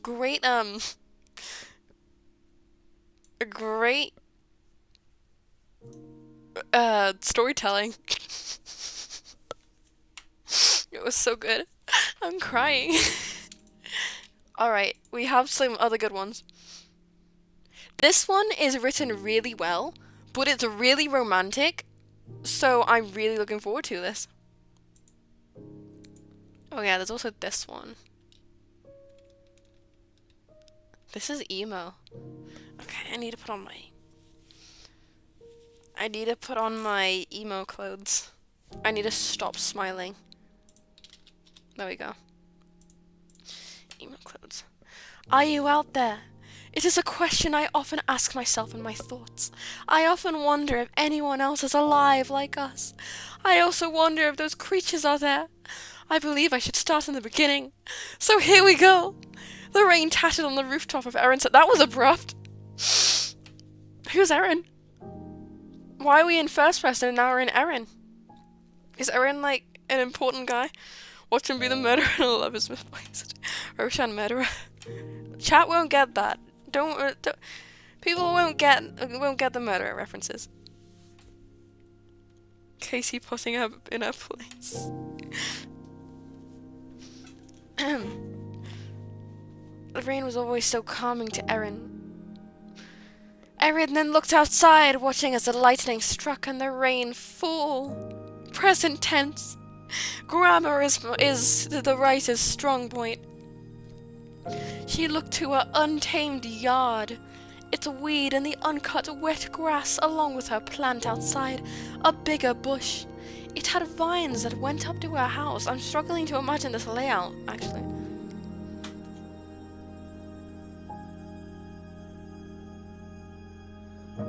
Her breath today.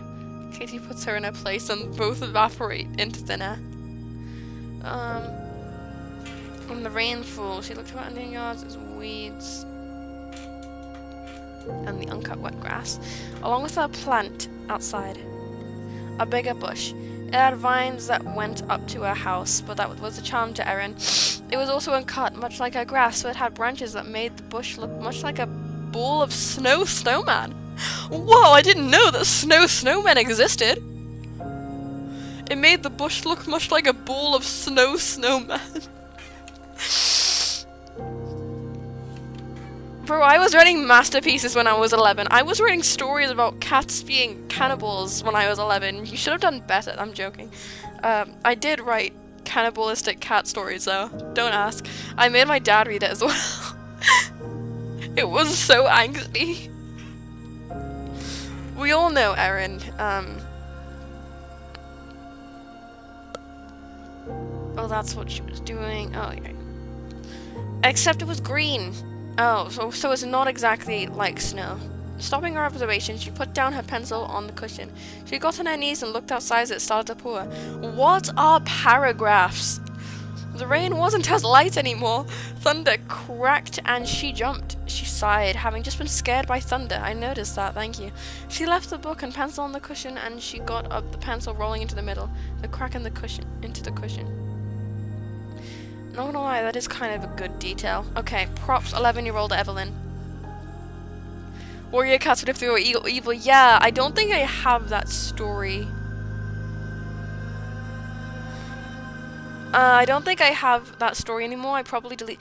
You know what? The thing I regret, I deleted all my old stuff instead of privating it. I can probably still find some really old stories somewhere. Maybe on Google Docs, maybe I kept some on Wattpad. And I think I still have some very old videos downloaded onto my computer. But I deleted everything old off my YouTube channel, and I seriously regret that.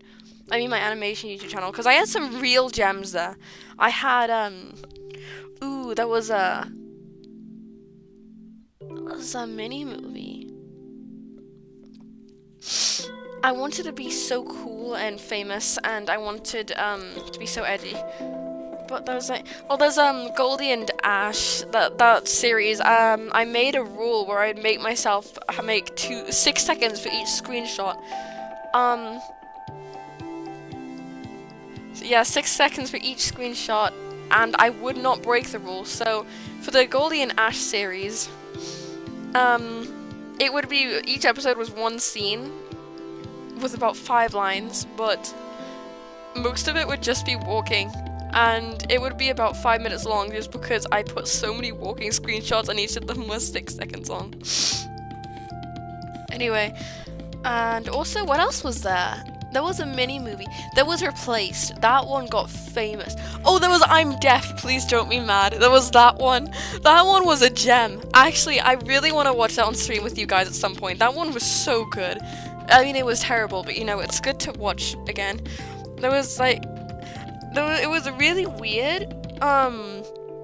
It was about this deaf kid, and then halfway in the middle she got kidnapped and experimented on, and then her mother came and rescued her and burnt down the laboratory, and then she got her deafness cured or something like that. It was really, really strange, and I hope I have it downloaded. I really hope I have it downloaded. It was so good. There was Replaced.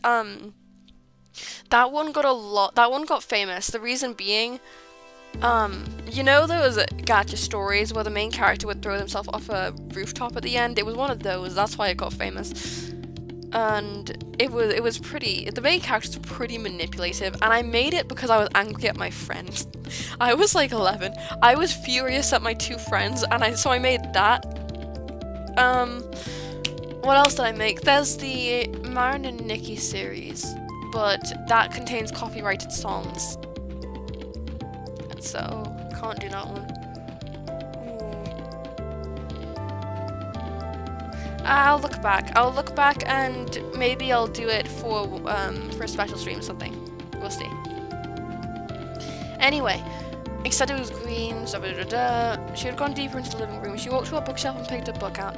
Erin had a unique taste in books, but most of the books she kept in her bookshelf were picked by her, so they were fascinating to her. She took out a book that had a custom bookmark in it and walked back to the cushion. She sat down, shifting to where her feet were pressed against the wall. I will compliment 11-year-old Evelyn. Me when I have books I like in my bookshelf. Yeah, normally I just don't have books I like in my bookshelf, you know? I hate all the books in my bookshelf. I buy them because I hate them. That's why I have a bookshelf. They're all terrible. Anyway.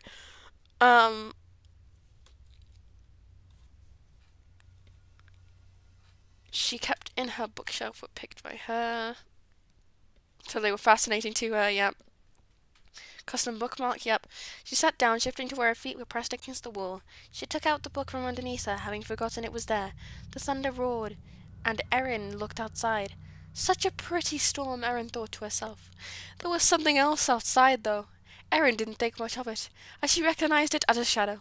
Erin knows what a shadow is. She recognizes them as shadows, not as anything else.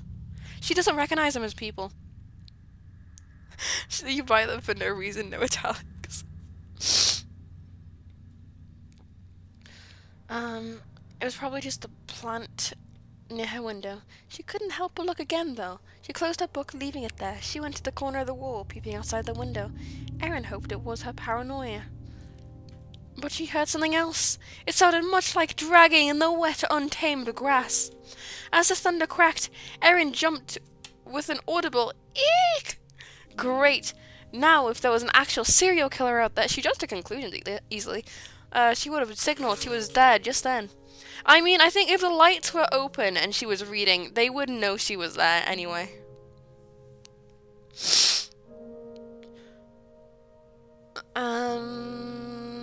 After gaining confidence with their weapon that she had for self-defense.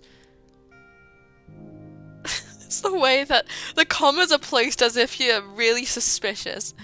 After gaining confidence with their weapon that she had for self-defense, that's how it sounds like. That's how it feels like the author's writing. It sounds like it's not for self-defense. She grabbed her hoodie off the jacket and coat rack. She rattled the doorknob, walking outside but only to see— wait, what did she see? She could barely breathe. Her chest tightened. She couldn't move. You didn't— She was paralyzed in fear. What the heck? What did she just see? It was chewing. The horror! It was chewing, guys!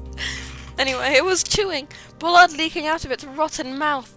Its jaw barely didn't lock up. The door clicked and the creature turned towards her. They were just as good at hearing as humans.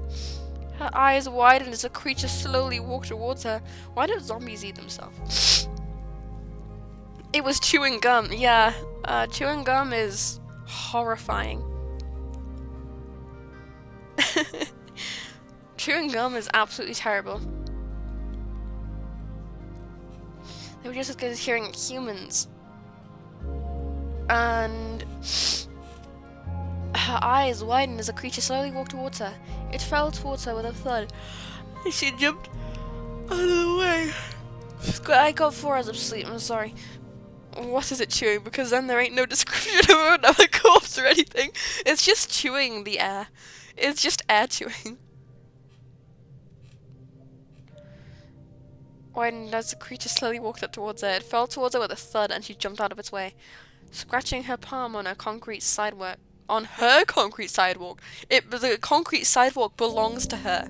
She owns the concrete sidewalk. She,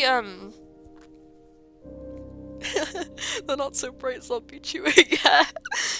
I don't think it's much of a threat. I don't think it needed to die.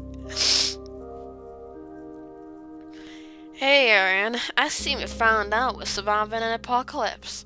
Erin's head ascended. Erin's head ascended. Me when Erin's head ascends. Her head dies and goes to heaven or something. It just is.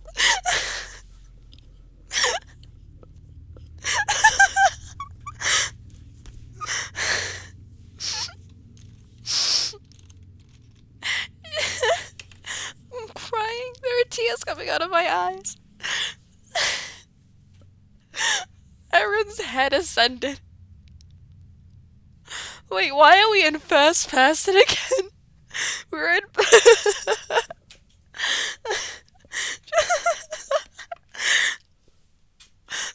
It got so much better so quickly. Erin's head ascended, looking up towards Jasper. Oh, hello, Jazz. She's so casual about it. She just saw him kill a zombie. And then she's like, oh, hi. Well, fancy meeting you here. Well, do you come here often? He ruffled his brown hair. Surviving? I whipped my head, shaking it. That's head abuse. First the head ascends, then you whip it and shake it and stuff. That's not very nice.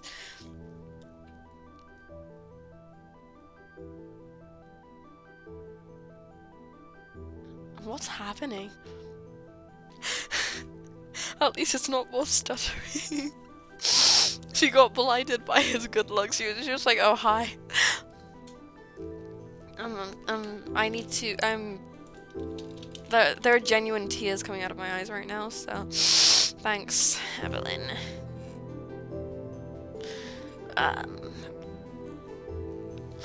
Hell nah, I'm going and killing myself. I never dreamed of this happening. Just, she sounds like she's making a joke. She sounds so casual about all of this. The Lorax. This is fun. This is beautiful. I want more of this.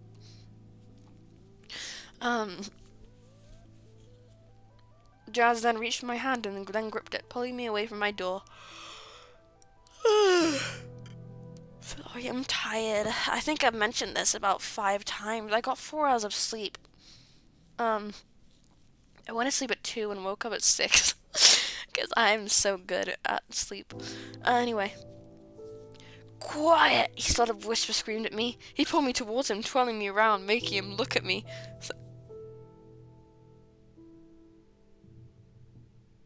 Is this romance?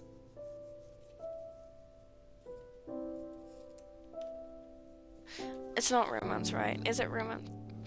Me when the zombie apocalypse happens and I'm super nonchalant about it. I just decided to start joking about it and, you know, it's just casual. I mean, it's just casual business. Happens every day.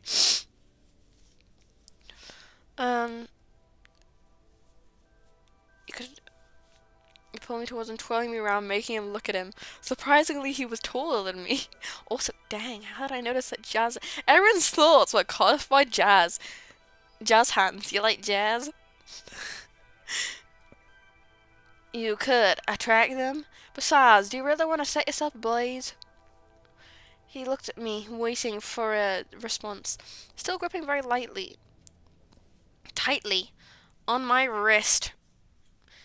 I was just gonna stab. He cut me off. They'll still eat you if you stab yourself. What's the difference? She's so insistent on killing herself, man. She really wants to die. She wants... She's like, oh guys, I want to kill myself, but also this guy is super hot. Also, it's a zombie apocalypse, did I forget to mention that?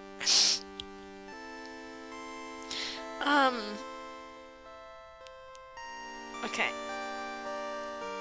Yes, he really did have a point. I continued to speak. When I'm dead, I won't have to go through the process of being bitten and becoming ill. Good point. Yeah, we don't know what these are like. They're nothing like what we have seen in movies or shows. Well, only their appearance. I stared at him with a...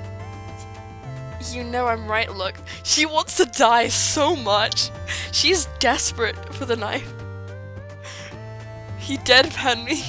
Come on, the music will be saved for the last fanfiction, I think. Not fanfiction, it's an original, sorry. He deathpanned me.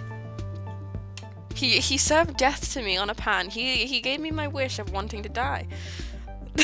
Jazz is country. She's desperate for the knife. Yeah, there are only two things this woman cares about: jazz and knives embedded in her skin. Come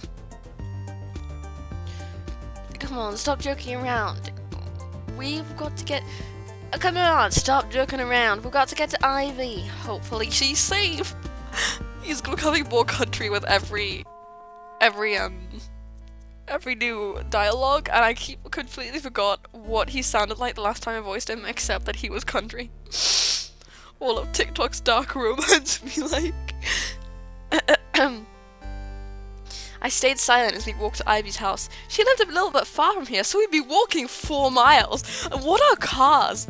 What are like 4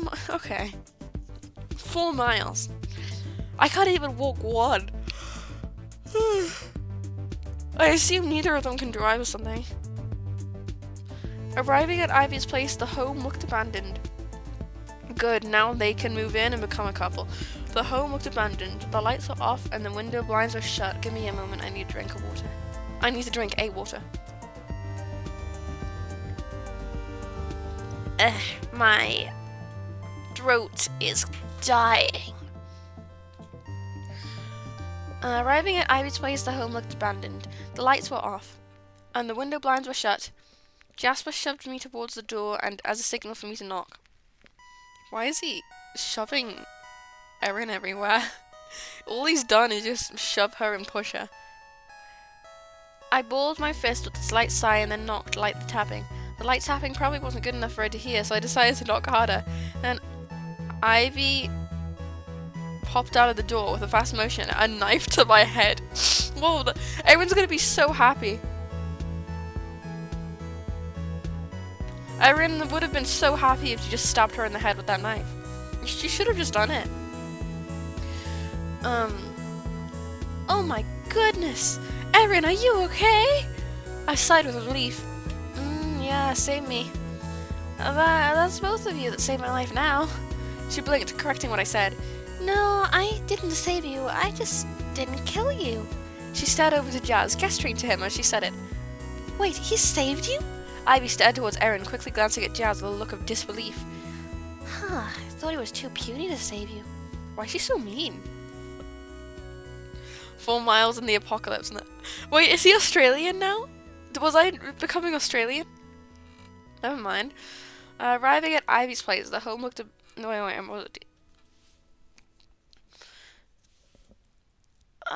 I thought he was too puny to save you. I should give all of them different accents. Thought he was too puny to save you. Ivy quickly turned to the topping into something else. Jazz was interrupted by Ivy. Have you guys raided your kitchen yet? Or any shops? 'Cause if you did, I'm gonna be potato. You need to include me in that stuff. Jasper took his duffel bag off his back, unzipping it and just looking at it. Not a lot, but it's good for now. I turned around, whining in my head. I didn't want to walk all the way back. She just wants to die. She doesn't want to walk. Why is just so E-man? Make her Brooklyn? I don't know what a Brooklyn one sounds like. I'm so sorry.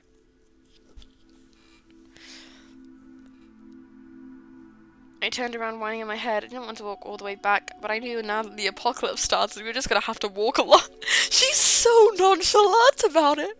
She's just like, oh, this is such a chore. The apocalypse started. This is so inconvenient for me. This is like, I was gonna watch movies and stuff. Why is this happening? Why does the apocalypse have to happen now of all days? I wanted to write. She's so casual about it. Okay, I need to hurry up. I have like 20 minutes till I need to stop. Oh, the apocalypse started. Oh, yeah, exactly.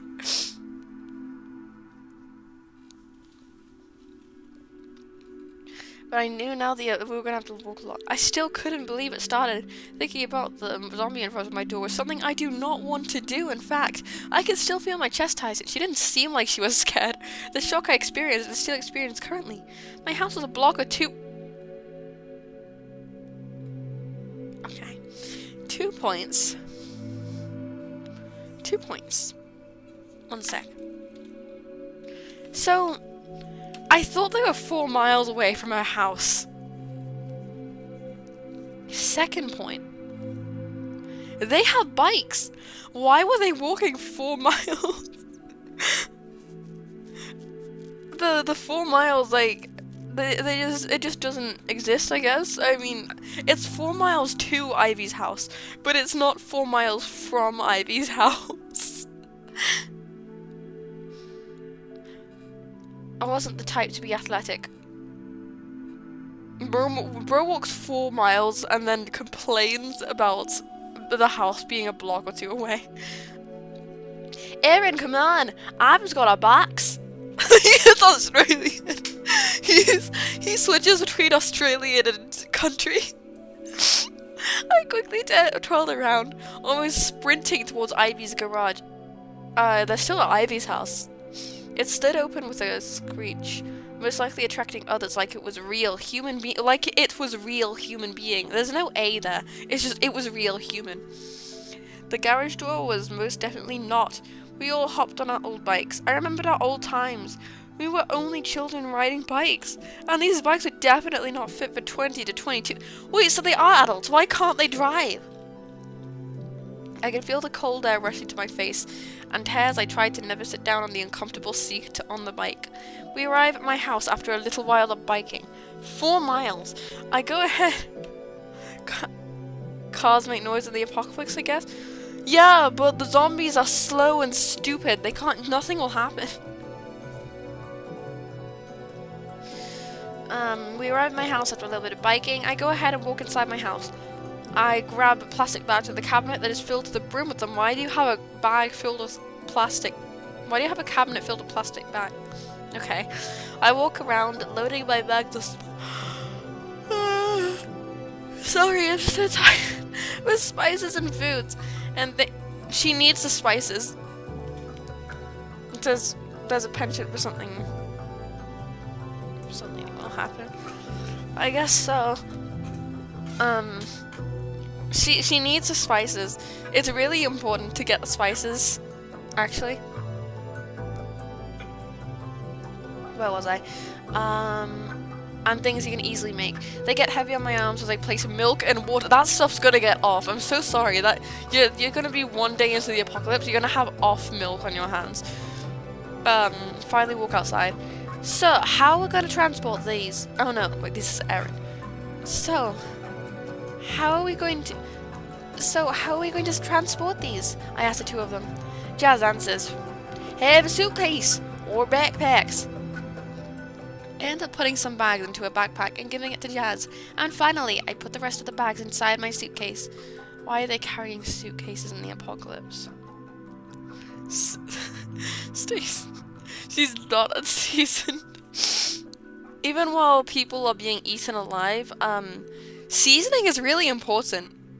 Wait, no, that sounds like I'm saying something else. That sounds like I'm encouraging cannibalism. You know what? Sure. Cannibalize people. That's my advice of the day. People taste great. Colette. Okay, thanks, bro. This is gonna be hard, I mutter, getting seated on my bike. Where's our next destination? I look at the 2 of them. Why don't we raid a store? No, she's Scottish. Why don't we raid a store? Ivy says. Why are we in present tense now? Preparing to pedal off. I sigh, getting off my bike and walk into my house. Didn't she already get plastic bags? Didn't she get lots of plastic bags? Okay. I grab plastic bags for raiding and put them on my bike's handle. I sit down on my bike and we pedal off into the sunset and live happily ever after. The end. Alright. Now,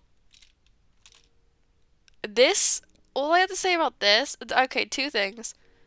First thing, I'm stopping the Minecraft music for this one. Second thing, the owner of this original story wanted me to censor the names of the characters. So their names are abbreviated. These aren't their original names. And the owner also wanted to say anonymous, but I'm gonna say the writing for this is really good. It's just romantic, so it's gonna be really funny, and I've been looking forward to trying my romantic reading skills. I hope he'll be romantic anyway. I need to use the music. A was tired of the silence. He was tired of living in the couch cushions, having an empty 3 floors to watch, and hardly any movement in any of them. He was tired of the underwhelming feeling. He was tired of the repetitiveness. He didn't think he'd ever actually miss the busy atmosphere back home. The man sighed, melting further into his weighted blanket, and into the arms of the only interesting thing as of late. The only nice thing. One sec. Okay, we need the music. Okay. The only nice thing about this place. A sighed, deflating into his cushion with a silly smile onto his face. His partner hummed, scratching quick marks into his sketchpad. He stopped for a moment, reaching for A's head. Comfy, huh? V smirked, allowing A to press his head into V's hand like a silly cat. I'm so glad no one's downstairs right now. V drew his hand away back to his sketchbook. Good night, Chaplin. Thanks for coming. Leaving A with a sour sense of disappointment. For a moment, almost, he muttered before deciding to use the momentum to get up. He struggled with the blanket for a moment before finding freedom, rushing to the kitchen before he could change his mind. Want a snack? Wink, wink. He quickly paused to ask. No thanks, not unless you're on the kitchen counter, the latter replied, hardly looking up from his sketchpad. I am sweating out of embarrassment. This is so something. Alright, this is a way to end the stream. I need to mute this. Not mute this, I need to loop it. He left the bottle on the counter to grab a cup from the dishwasher, returning to a single spoon in the bottle's wake. A looked around as if the walls were going to confess. I could have sworn a cup used to sit there. Slowly, he walked back to the fridge. He wasn't sure anymore if he got to the bottle in the first place, so he simply got another without question. He poured himself a glass, considering but quickly ejecting if he should prepare ejecting. He ejected the idea because it was the imposter. Sorry, I'm ruining the mood. But quickly ejecting if he should prepare one for V. This makes it worse because one of my best friends is called V. He thought to grab a few ice cubes for it, yet when he came back, the cup grew legs and left. Oh, wow. He found himself staring at the marble counter, quickly regretting so many decisions he'd made today.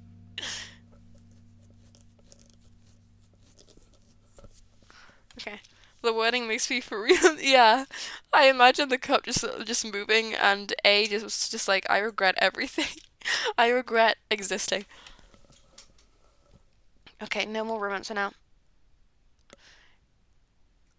V, did you take my glass? He called out, hanging from the doorframe for a view of the living room. I was waiting to drink that. When he noticed it was void of anyone, he started taking it a bit more seriously. V, he called again, receiving nothing in response. He hesitantly stepped out of the kitchen, quickly peeking up the stairs and behind the couch in case V was pulling his leg. He found nothing. A sudden breeze hit the curtains, letting him know the front door had opened. Newly opened. He couldn't resist. Oh, there's swearing in this. He couldn't resist the sensation tugging at his chest and didn't bother stopping the growing smile on his face. Replacement. Thank you for covering, Remy. See you. Replacement word.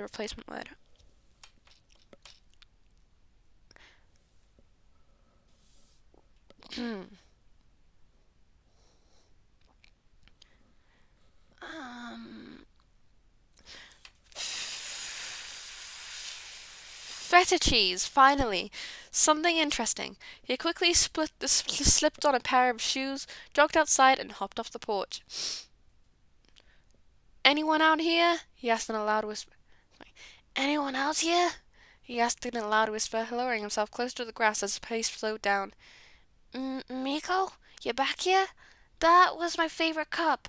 A dishonest stepping stone made him jump. He responded by stomping on it. Halfway through the path, a sudden rustling behind him caught his attention.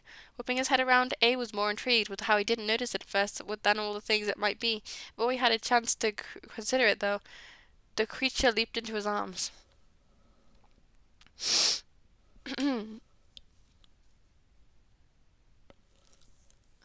A held the cat firmly.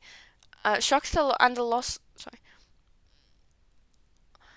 He stumbled back, not sure himself what he was expecting, and landed softly on the grass. The soft, furry creature circled for comfort in his arms and made a fine resting space out of the hands that instinctively wrapped around it. Shocked and at a loss for words, A held the cat firmly as he tried to process what just happened. He hardly noticed the laughter until the cat meowed in its direction. It likes you, V cooed, sitting down on the grass beside A without lifting a finger to get him out of this. Well, A huffed, starting to feel uncomfortably hot. The feeling isn't mutual. Get it off. The cat's purred, having the time of its life sitting in A's arms. What? Why? It looks so comfy. Do you like my voices, guys? He propped his head up in his hand. Well, I'm not. Why the heck? This thing's so... He struggled to even think. Reluctant fluff... Get it off me! The man stuttered, even as he hugged the animal dearly. He looked down as it meowed, unconsciously petting it when he looked back to V. Don't hug it too tight, otherwise it might think you want to keep it. His partner only continued to tease, testing his already crumbling temper. Seriously, V? V laughed, quickly petting the animal before scooping it in his arms. A was more than happy to have it off his own, taking some of the fluff and hair out of his sleeves and brushing it off his shirt.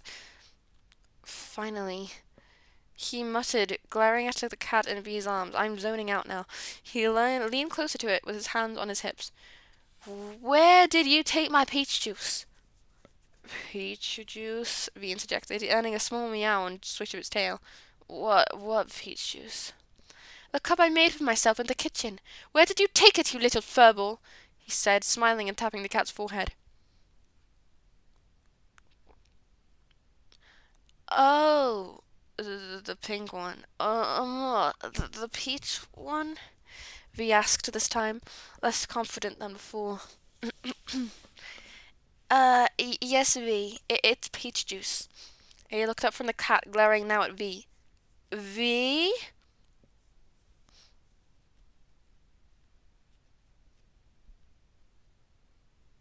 Oh damn, we have more romance coming up.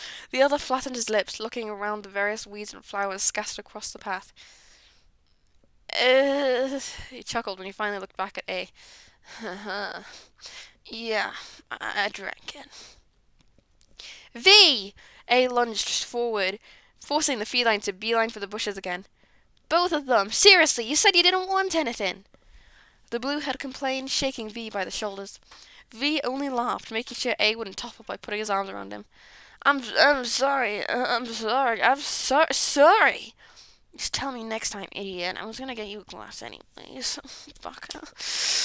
I'm so cringy when I'm tired. Please forgive me. I'm crashing out. We'll mellow down with finishing the other fanfic after this. A muttered, resting his head on V's shoulder. Alright. I will. I'm gonna end in 10 minutes, don't worry. Okay, we need the music again. A didn't move. Simply sitting there with V's arms around him, he hummed, ignorant to the silence. So, V eventually muttered, when do we plan on going inside? Later. I want to stay here for a bit more. So that they did. So many moments, in fact, that their fluffy friend entangled from the leaves and roots around them to join their little cuddle pile. It sat down by A's leg, softly brushing against him. Wouldn't it be nice if they could stay this way? But they didn't, because they lived in a 3-children household and the night was short. I need a drink of water. Don't want to make you tire yourself out. Oh no, don't worry, I'll be fine. I complained, but I'm actually having the time of my life.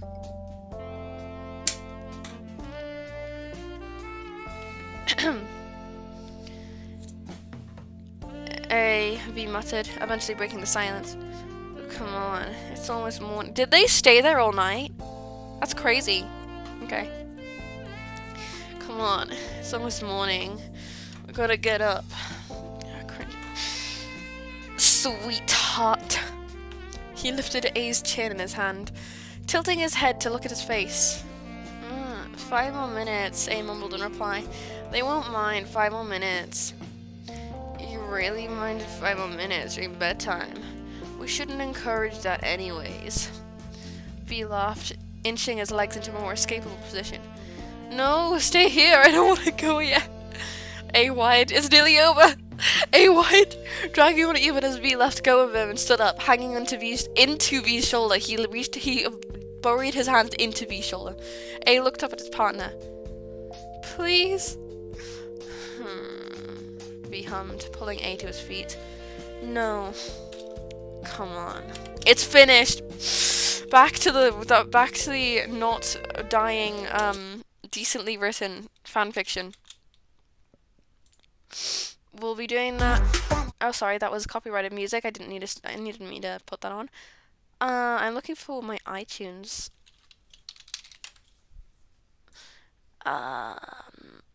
Okay. 10 more minutes and. Oh wait, no, that's the wrong soundtrack. And shuffle it. There we go. Right. This one was really nice, by the way. Yeah, this one is well written. I'm just not good with romance stuff. I'm not a very romantic person. Okay.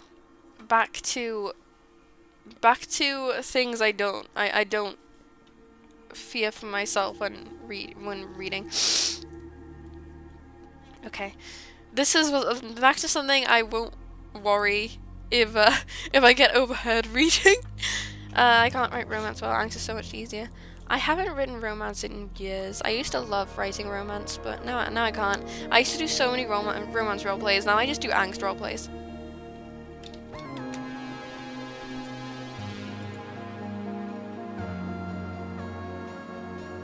Okay. Where was I? Sun seemed like he wanted to stay here for a bit, huh? The two sat in silence for a while, Sun lost in thought and Ruin not daring to break that silence. What was going on that night, if I may even ask? Sun played with the ribbons on his wrist. Ruin thought about it for a bit. Some would go running to Moon and the others with this, or would he? Will you use this to torment me, son? Why do you want to inquire about this information? Ruin sounded amused. It surely would. Ruin's voice hurts my throat. It's fine. I did worse when I was playing Susie and Deltarune. It surely would be a surprise if Sun would be the one to cause his torment. Sun shook his head. No, you deserve a lot, but no torture or torment. Nobody does. His voice sounded so full of emotion. That's one thing to say about his voice, yeah. It was so easy to tell that he was not just speaking about Ruin. How about I answer your question and you will answer one of mine? We can make a game out of it. Ruin was curious. It won't be like any of your games when you pretend to be insane, will it? Sun asked. Oh, no. That was an interesting play, but nothing to use for other roles. Ruin profusely was against this part of his act. I have more than just one question, so we could do multiple rounds. I am dying. We are all dying. We both ask questions. Every round is one question. The answer has to be honest. Oh wait, no, that's Sun speaking. We both ask questions. Every round is one question. The answer has to be honest. Sun made the game rules clear. Oh, that seems like a very interesting game. And you are sure you want this? Ruin was impressed by Sun for even suggesting this, but hey, the sunny boy could always just decide to leave the game. Ruin couldn't. But how do you want to make sure that I say the truth? Sun looked at his hands for a second. I just trusted you two, the same way as you will trust your words. You will trust my words. Sunny boy. He trusted Ruin. Even if it was just for a game, he was trusting Ruin. Sunny boy. You may begin then, Rui said. Ruin said, not Rui.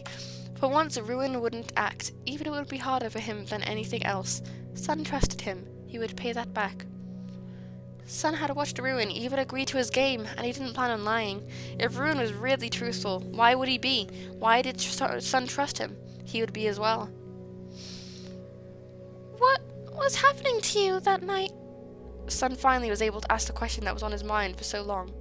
He expected Ruin to use his vagueness or twist his question around, but instead he was met with an answer he wasn't sure he expected.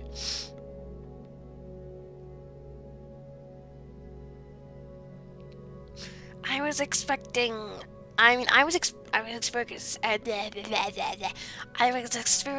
something you might call a panic attack. I cannot be truly sure anymore why. There are so many reasons why. His voice was so void of anything. The tone he had taken on that day in their home. But this time, Sun knew that this voidness wasn't all of Ruin. Alright. Now it is my turn. Why are you down here at this time? I mean, surely you could have come at a better moment than the night. Ruin didn't outright ask what was going on. He expected Sun to immediately turn away from their little game if he would do so. Sun looked down and tensed slightly before taking a deep breath and letting the tension go. I don't want to be home tonight. Sun averted his eyes. May I? It's my turn again. Sun didn't let Ruin finish. It's hard to voice act Ruin being interrupted because Ruin's voice is really low. Sunny's voice is really high. I have to really quickly adjust my tone. Whatever was going on affected Sun really much. Grammar. Sorry, I shouldn't make fun of the grammar. Ruin began to have a few thoughts on what it could be. Was everything just an act? Since we freed you, I mean, your words, your kindness, everything. Sun spoke quickly before Ruin could object against being cut off. Oh, that. No, not fully. There were parts that were real. Ruin, it's a funny voice to me. It is a funny voice. I've got too serious when reading this. It's really well written, actually. Ruin sounded softer than he had intended.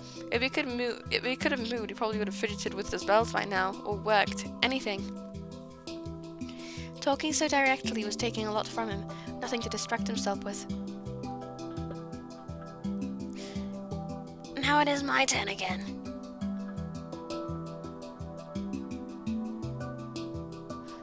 This might go a bit against the intended purpose that we have for this game, but can I move, even if just for a little bit? Sun looked surprised at him. I cannot do that. Moon would kill me. He shook his head quickly. And I don't even know how to undo that, and on top of that, you could get out. He got up and began walking in circles again. Ruin sighed a bit and looked away as far as he could. Sun must have noticed Ruin's struggle to look away, as he stood still.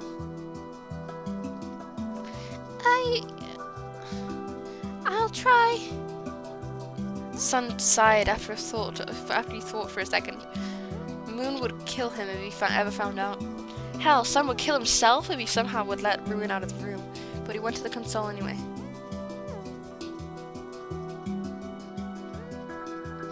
Ruin was surprised but caught himself very quickly. Well, first we need the password. I doubt that you would even know it. A little jingle played that was enough to know that Sun had the correct password entered. Yes! Speaking. I know all of Moon's passwords, Sun simply said. Does Moon know that? That Ruin questioned. It's my turn. Now, let me see. Sun looked through as much as he could and quickly found the program he had seen Moon use when they interacted with Ruin. He thought back to everything that he had watched Moon do. Sun wasn't the best with that stuff, but Ruin was impressed on how the attendant was flying through everything. There is most likely an option to turn the separate parts on and off. Ruin tried to explain, but just as he finished, he heard a little click, and he felt his neck finally unlock. He was surprised and finally turned his head to Sun. The boss on the other side seemed to have zoned out and shook his head to get back to reality. That would be another question he would have to ask. I want to keep reading this so badly. I mean, how much more is there? Cute artwork. Do you think I can finish this tonight? I want to. I think I will risk it. I will go overtime. I want to finish this. I'm a completionist. Thank you, was all he said in the end. Do not worry about it. Sun went back to where he had sat before, now staying up. Now it's my turn again. Why is the whole acting theme? It was a surprisingly tame question, and Ruin chuckled a bit. Oh my, that is an interesting question actually. One I sadly do not really have an answer to. It has always been like this. The stage just calls for me. He moved his head around, taking the great feeling of moving at least a little bit. Now, what was that right now? You seem to zone out fully while doing your work. Ruin was very interested in that. Do what you wish, just rest your voice afterwards. I will. I'll be completely silent.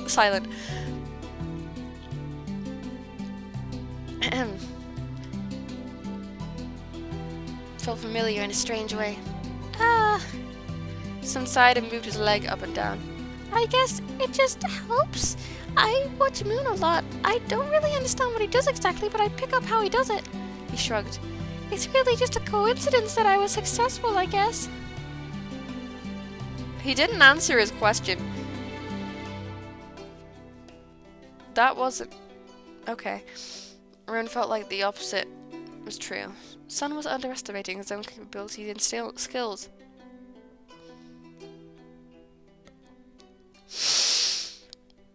Now, Sun thought for a while.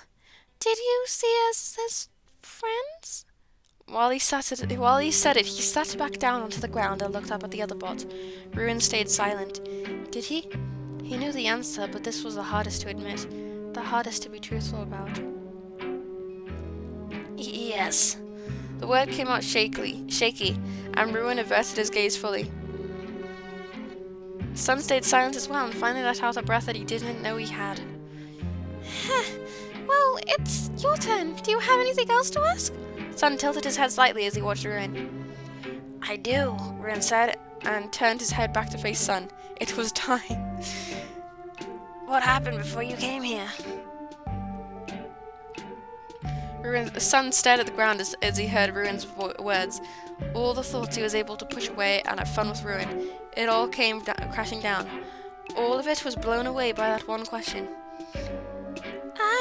He tried to speak up but failed as his thoughts got more jumbled up.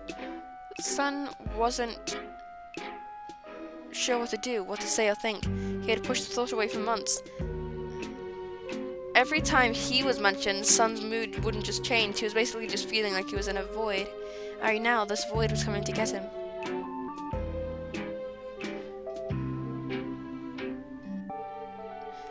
I'm trying to figure out how to voice Sola. Sola, what was his voice going to be like? I want to give him a really, really deep voice just to contrast Sun's voice. So that is what I will do. Sun, listen to me. Sun's eyes darted to the animatronic in the cell. He sounded so much like him. No, that wasn't true. His mind was playing tricks on him.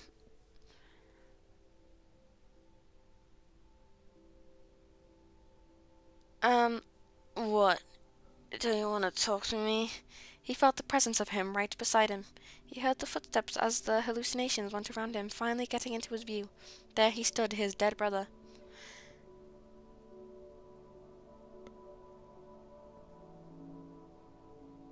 His eyes were the only change. It was enough for Sun. Sorry, I'm reading ahead, but it was enough for Sun to look away.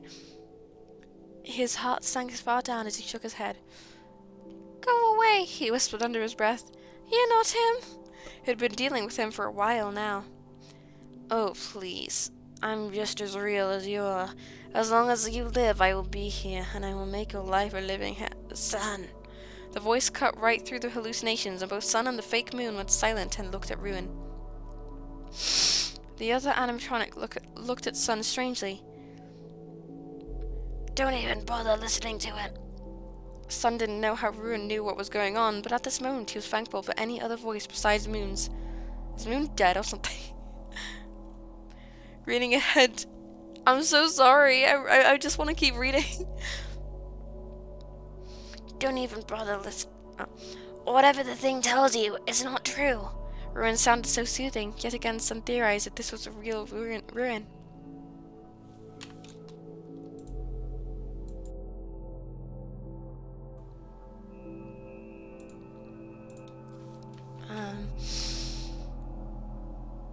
Ruin continued this for a while. He talked to Sun as the other calmed down and closed his eyes. You're doing very well, Super. Ruin cut himself off. Did he almost? He did. He almost would have let his care program take over. This whole situation wasn't good for him. As a small info so you're not confused, Moon was reset and basically died, so there are two moons. Pre-reset, which was pretty bad, the Sun and the current moon. Okay. Okay, thank you. That makes sense. A thing he himself was way too familiar with. He tended to ignore the people in these hallucinations, but watching someone else experience it made him feel pity. After a while, Sun just sat on the ground, hugging his knees as he looked towards Ruin, not concentrating really on the other bot. Sun, what has happened? Ruin tried again, a bit softer in tone. The other sighed. Moon is gonna meet old Moon, he said and hugged himself more. Oh, so Ruin's theory was correct. It had been very easy to find out about the backup and how it worked. Ruin didn't expect for Moon to go as far as to visit his own old self, but now he understood Sun's fear. From what he had watched on the show, Moon wasn't a good person, not nearly as bad as other people, but he was still terrible. Sun was most likely nervous that something could happen to Moon, and of course he was remembering why Moon had died. Ruin just tried to talk to Sun, tell him words of encouragement that soothed him. Sun hummed every now and then, giving him signs that he was still there, that he was there. This was part of Ruin himself that he himself hadn't been sure was still there. Sun sat for a while and fell silent. Ruin wasn't sure how much time had passed, but Sun sighed. I need to get to the daycare again. I should lock you back in, he said shakily. He quickly got to the computer and Ruin sighed. Very well. Thank you for this chance, Sun. Feel free to visit me again if I'm still here tomorrow, he said quietly. Sun sighed and locked Ruin's neck back. See, Ruin. Sun? Ruin watched the other animatronic go towards the door. Huh? Sun looked towards him. Ruin took a deep breath. I love the images, bro.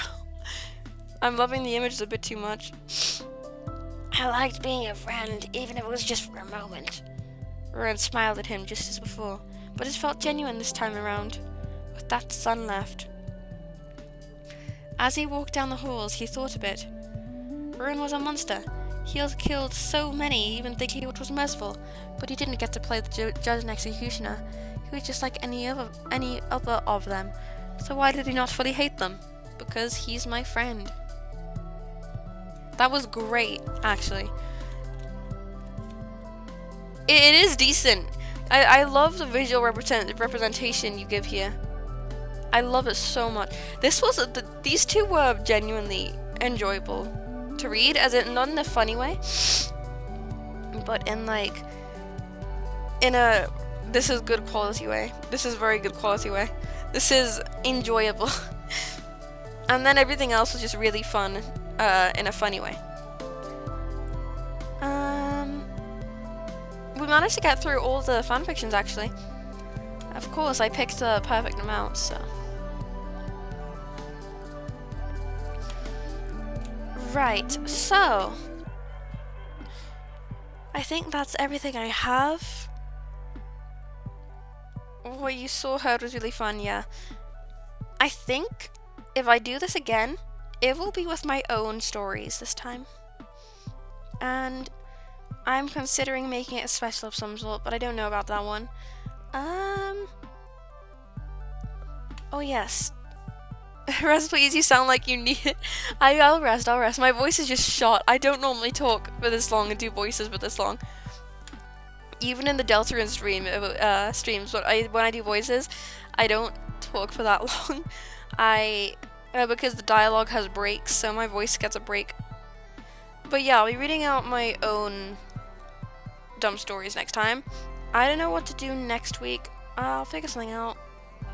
But yeah, either way, actually, next month there are 2 special occasions happening. One of them is the anniversary of me starting public streams. The second one is my birthday stream. So those will get special longer streams, but for anyone who's interested in suggesting ideas, go ahead. I will make a community post about it, and if you want me to play something, if I can reasonably play it, I'll play it. If I can play it, yeah, I will. And I believe that's everything. So thanks everyone for watching. I hope it wasn't too boring, or I wasn't too cringe or something. I had a lot of fun, so I hope everyone else did as well. And I'll see you guys next week at the proper time this time. So good night and have a good day. Thank you.